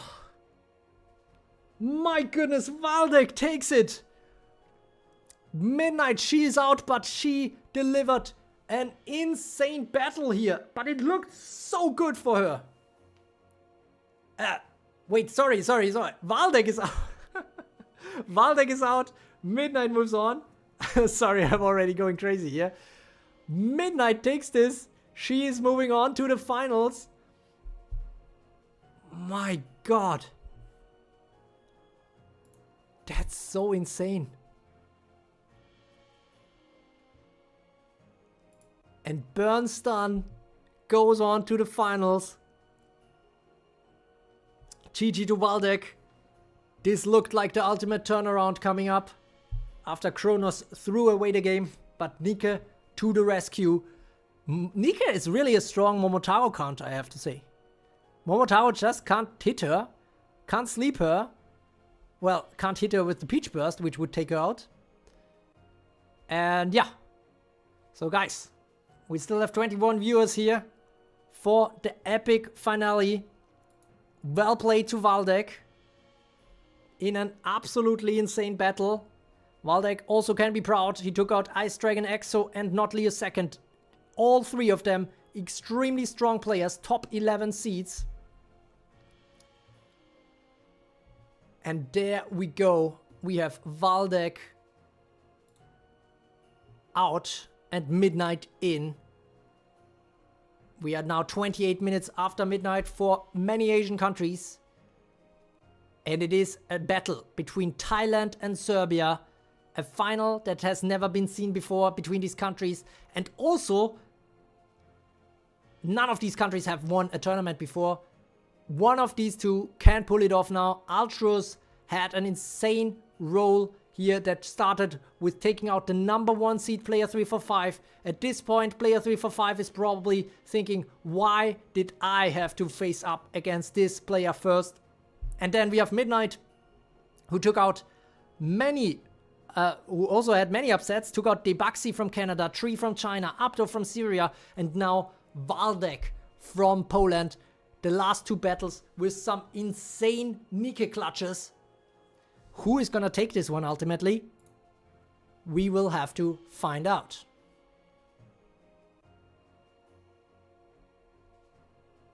Quick question, Drew, will you have more games or only Evertale? Well, for now, it's just Evertale. I mean, I am playing some other games, but Evertale is probably the game I'm best at or best equipped to give people some good info. But yeah, no other games planned for now, but it can always change in the future. Let's see now. This is pretty epic, I have to say. Well played to all the 30 participants who have already been eliminated, but now it is upon us to have the final fight. Seed 32 versus 23. The 2 and the 3 probably bringing them luck here, apparently. And yeah, the question now is, who is gonna take this one, guys? Do you want to bet or do you just want to focus on the outcome of this battle? We have 27 viewers now. This is the final game that is upon us. The final battle that is going to decide who wins Carrot Cup 2. Is it going to be Altros for Thailand or is it going to be Midnight for Serbia? That's the big question. And I think Midnight, if Midnight wins, that might also be the very first female victory we have in this tournament series, which is quite strong considering that we have so little female participants here. Much more males signing up for this and much more playing Evertale for some reason. I'm not sure why that is, but it is what it is. And now we will have to see who is gonna take it, Altros or Midnight. And we're gonna kick things off, guys. We just broke through the 30 viewer barrier, which is very nice. And we are about to witness the final game. I'm actually gonna make it maybe 2x speed so we have some fun here and see what happens. We have on the left the Modern Elmina Anastasia build, and on the right we have the Burn Stun build. So two opposing forces, and the Royal Blizzard starts off for Altruis. We have Frostburn already spreading across the Burn team. Zhuge getting the turn but being Frostburned. Yeah, she is burning again, but Stroke of Death comes in, doesn't do much against Don Quixote though, who is still frostburning though, as is Kronos, so there will be not any time stop yet. Only if she gets the turn again.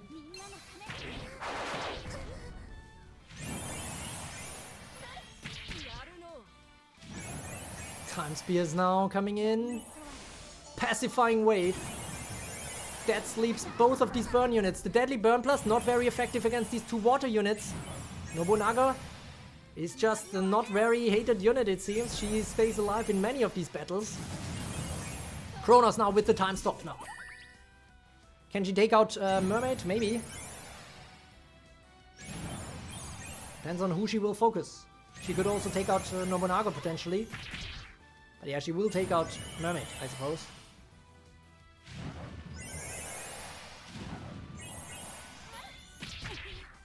Ooh, Anastasia healing back up. Bets are not on for this final. And Anastasia goes down. Kronos takes the first kill and Mermaid will also go down. No, Mermaid reels back up just in time. My goodness. Okay, Anastasia is probably more important than Mermaid here for Altros. So still a win here for Kronos on Midnight's team. And Mermaid now is heavily stunned.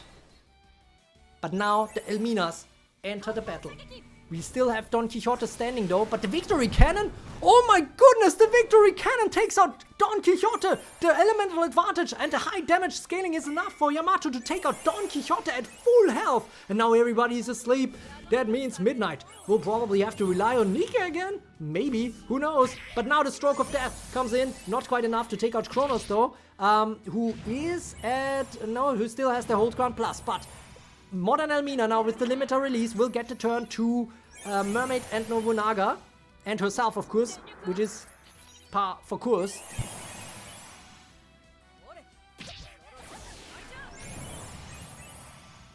So close for Kronos to trigger that Hold Ground Plus, but it's enough for the Royal Trident, despite the elemental disadvantage. Mermaid takes out Kronos. Is Mermaid the secret OP unit?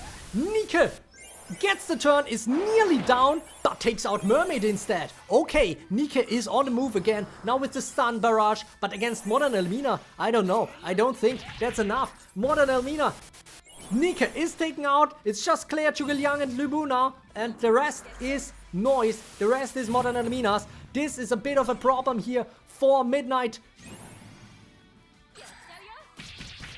Code delete against Zhuge Liang. Zhuge Liang still survives this somehow, but there's another turn coming in, and this means Claire is out of the competition. Modern Elmina is now everywhere for Altros, and this might be the end. Altros with the phase out against Lubu.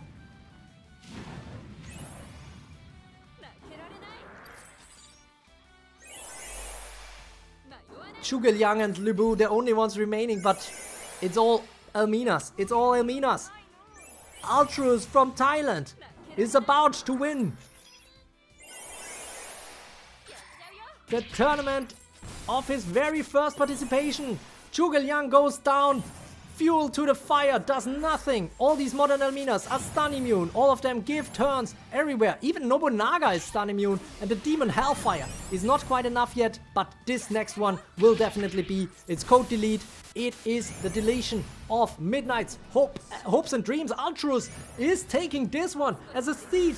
A seed 32 of 32 players. Altros, the ultimate winner of Carrot Cup Tru. Not true, 2, Carrot Cup 2. He's just taking his time a little bit, with a little bit of phasing out, just showing off the animations of Modern Elmina. Ultimately, Modern Elmina, as I expected, is the big carry here in this tournament, but we saw a lot of anti-Elmina builds as well that were very successful, and it's interesting to see that a burn stun build made it all the way to the finals, which shows off the creativity that is required to make it in these tournaments. But it is the very first victory for Thailand. Congratulations. Probably a lot of the Thai viewers, if there are any, are probably already asleep. But this is a first timer win indeed. Congratulations to Altros, who built the best team here in this Carrot Cup. Unbelievable stuff here. Altros taking the crown, and Midnight also with the very first time in the finals.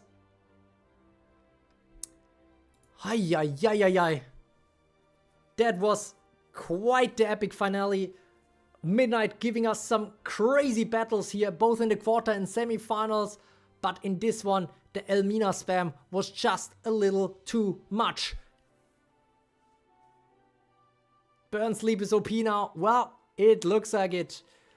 Alright, so that is that. The full competition. Altros had the very tough matchup in the first round against the seed number 1, but after he took this one, he just carried on like he is the seed 1 and managed to take it all the way to the finals, where he defeated Midnight from Serbia, taking the win for Thailand. This is not only a first timer win, but more interestingly so, also Thailand for the very first time in this competition immediately takes the win in a tournament. That is really, really cool stuff.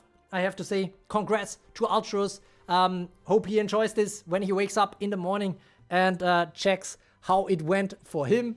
GG, well played to Midnight. She also managed to do a great run in this tournament. A lot of upsets, a lot of takeouts from her, especially with that secret weapon Nike. But in the end, Modern Elmina is the one who takes the win here for Altros in this Carrot Cup 2.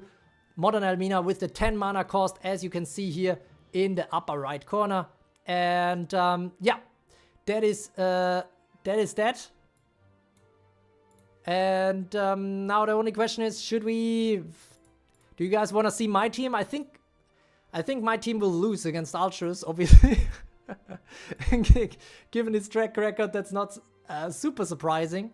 But yeah, I mean, if you guys still want, we can check that out. Otherwise, I'm also happy to conclude the tournament in a nice time. We are just about 3 hours, 15 minutes. So that is a nice quick one that we had. And yeah, so I think very nice to close it out here. But okay, then I think we have a few people here saying to show my team, use boss units. No, I don't. I'm talking about the team that I had initially built for this competition, but I skipped it to have the round 32 players, to have this perfect tournament bracket that we can see here. But yeah, okay, let me quickly show you guys what I have built. I'm not too optimistic going up against this insane player from Thailand, but I'm gonna show you guys what I have cooked up, what I was hoping for making it far into this tournament.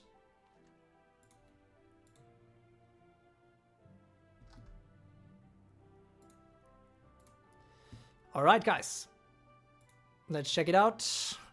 Let's see how fast I get destroyed here by our our tournament winner from Thailand. Here we go. Altros from Thailand on the left, and on the right you can see the team that I cooked up. It is a fully immovable team. I was kind of thinking, okay, there would be more Momotaros, but in the end there weren't that many Momotaros used. Ooh, now the Royal Blizzard already coming in. Not the best start for my team, for sure. Now, okay, Momotaro gets the turn, but... ah, yeah. Now the artful pushes begin a little bit. Some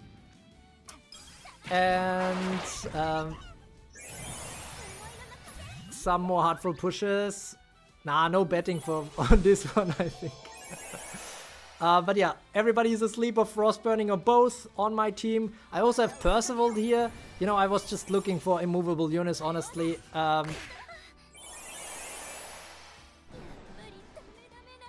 Okay, Almina entering the field. Victory Cannon against Momotaro here. I'm glad that Percy is down, because honestly she's only there to die. I don't want her to get turns or anything. And Kochiro is there to hopefully get some kills against these imposters, you know. So that's the idea there. Basically make it fully movable. Then we have Da Vinci as well. My issue with Da Vinci is she might take out the imposters, but I kind of said, whatever. Ooh, Cosmic Cannon. Okay, that's nice. Taking out an imposter here. Another pushback. Oh, okay, this is actually not looking too bad for me right now. Then again, now Anastasia enters and immediately gets the turn. Are you kidding me? Now in Royal Blizzard? What? Oh, that's terrible. Kochiro was just about to do a nice Sakura Storm here, and instead it's Anastasia who immediately gets the turn when she enters the battlefield? That was sick. Okay, Da Vinci was purified apparently. Getting the Grand Design. Everybody is purified somehow. That's the nice thing. Frostburn can be purified. And now we have some Ironclad coming up. We have a limiter release. Astral Ascension now. Okay, that's not doing anything, but I'm still happy as long as she keeps alive the imposters for Kochiro, honestly. Inescapable Love. Okay, Anastasia will be gone again. Now Kochiro, come on.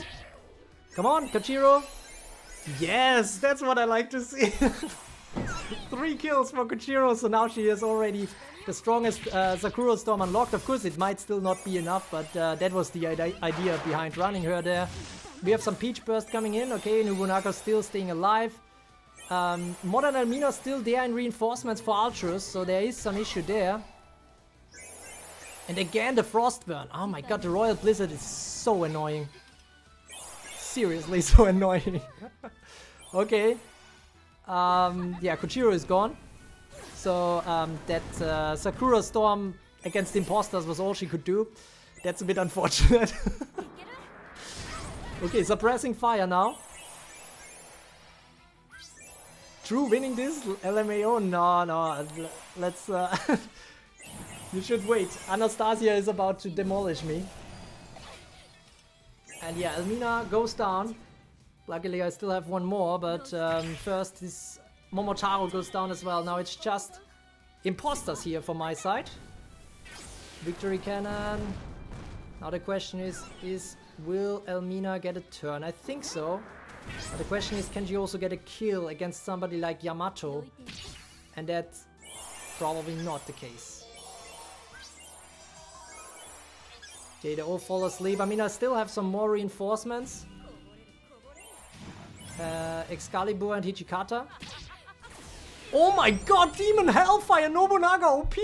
Taking out taking out my Elmina. Well, that's that. So GG to Altros, definitely a deserved win. For the beginning here, I actually said, okay, this isn't looking too bad. My Momotaro was doing some good stuff. Percival was dying as planned. But ultimately, it is Altros' Anastasia who wins this. Or rather, let's say the Anastasia-Elmina combination that is just busted in this meta right now. Very, very well played by Altros here. And yeah. That's that. Congratulations to Altros again for winning this one. Also winning the boss battle. If I call myself the boss, which I do not. But yeah. Didn't Tru use the Excalibur the last time too? Yeah.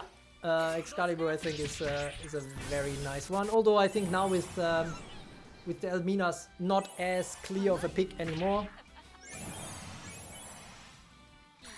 Code delete against Hichikata, and that's it. 3 imposters still standing, all asleep. Now a bit of a photon splitter probably coming in. Oh, okay, it's a phase out.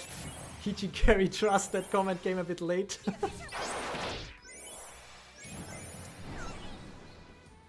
But Nobunaga here, I think she didn't die in a single battle. Potentially? I'm not sure.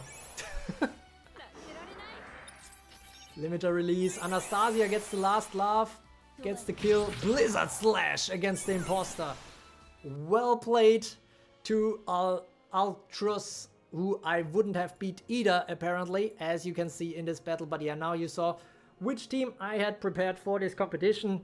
But as you can see, I would have lost against this Altros build as well. Congratulations to Thailand. No win for Austria in this one. And yeah, that's the whole competition. And I have a small announcement.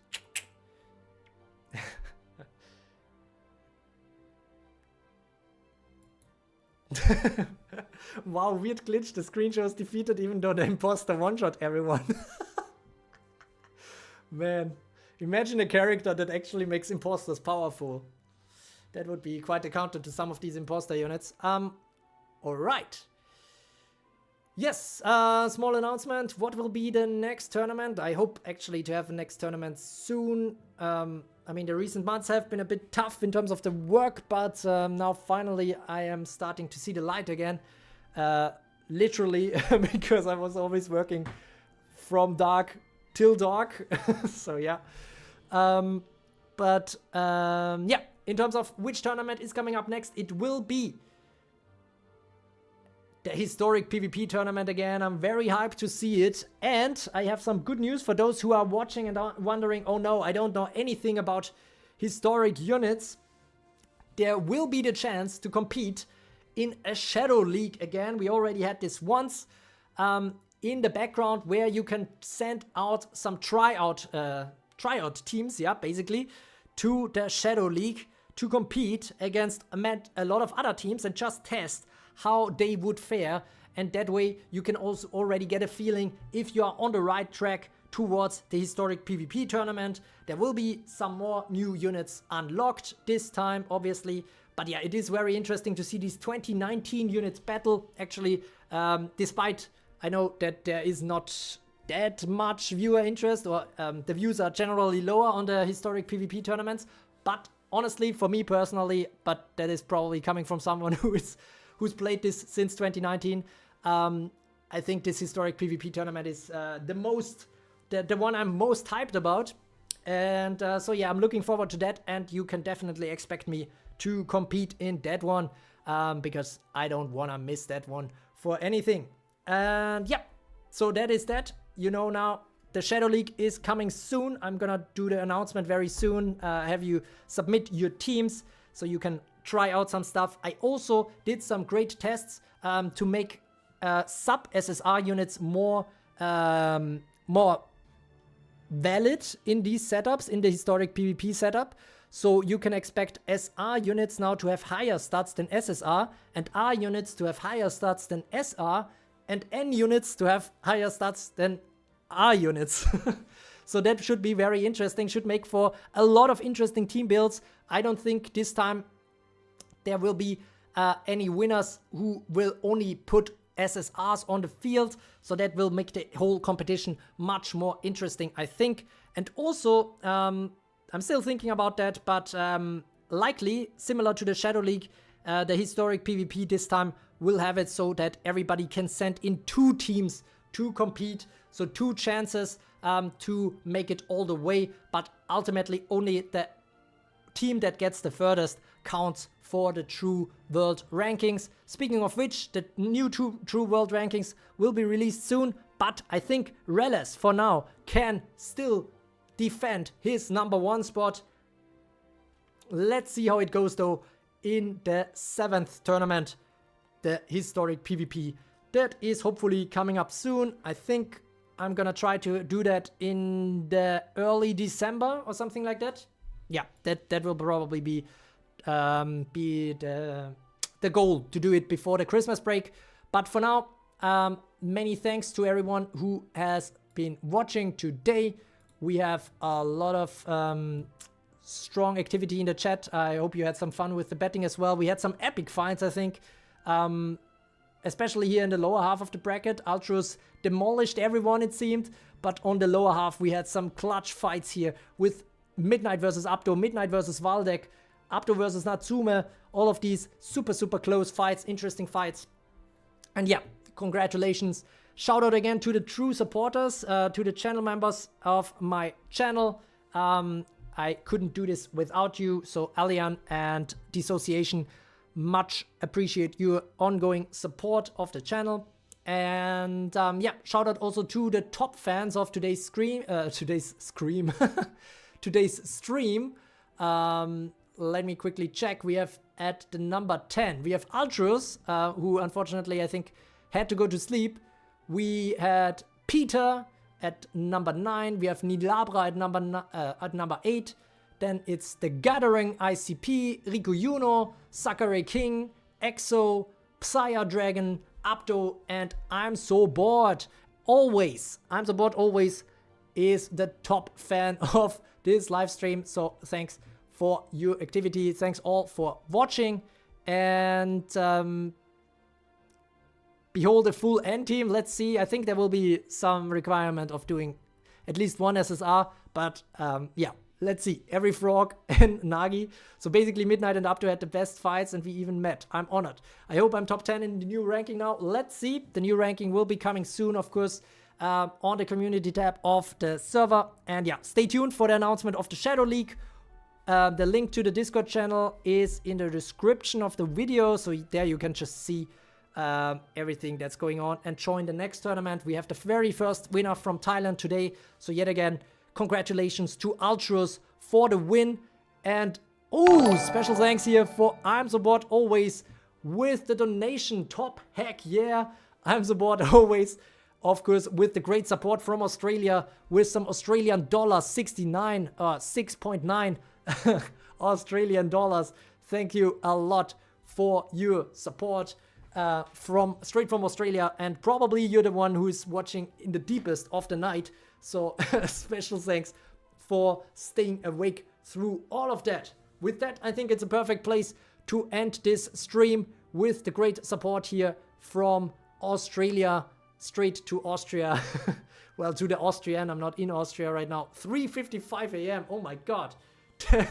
That's rough, but glad we can send you to sleep potentially before 4 a.m. Congratulations again to Altros, and we will see who can take the crown in the next tournament. Will not Leo Second be back with a vengeance? He's the defending champion in the historic PvP. Or will all of these newcomers that performed so great today, all of these lower seeds that will not be lower seeds in the next competition, obviously, be suddenly much better? We will see about that. So yeah, that will be that. And thanks a lot for everybody tuning in. Much appreciate your activity, your support. Don't forget to like and subscribe to become a true carrot. Share it with your Evertale friends if they missed it. I think we had some epic fights. You can direct them to this to also maybe we can get some views on this tournament even after it's done. And as always, thanks for watching.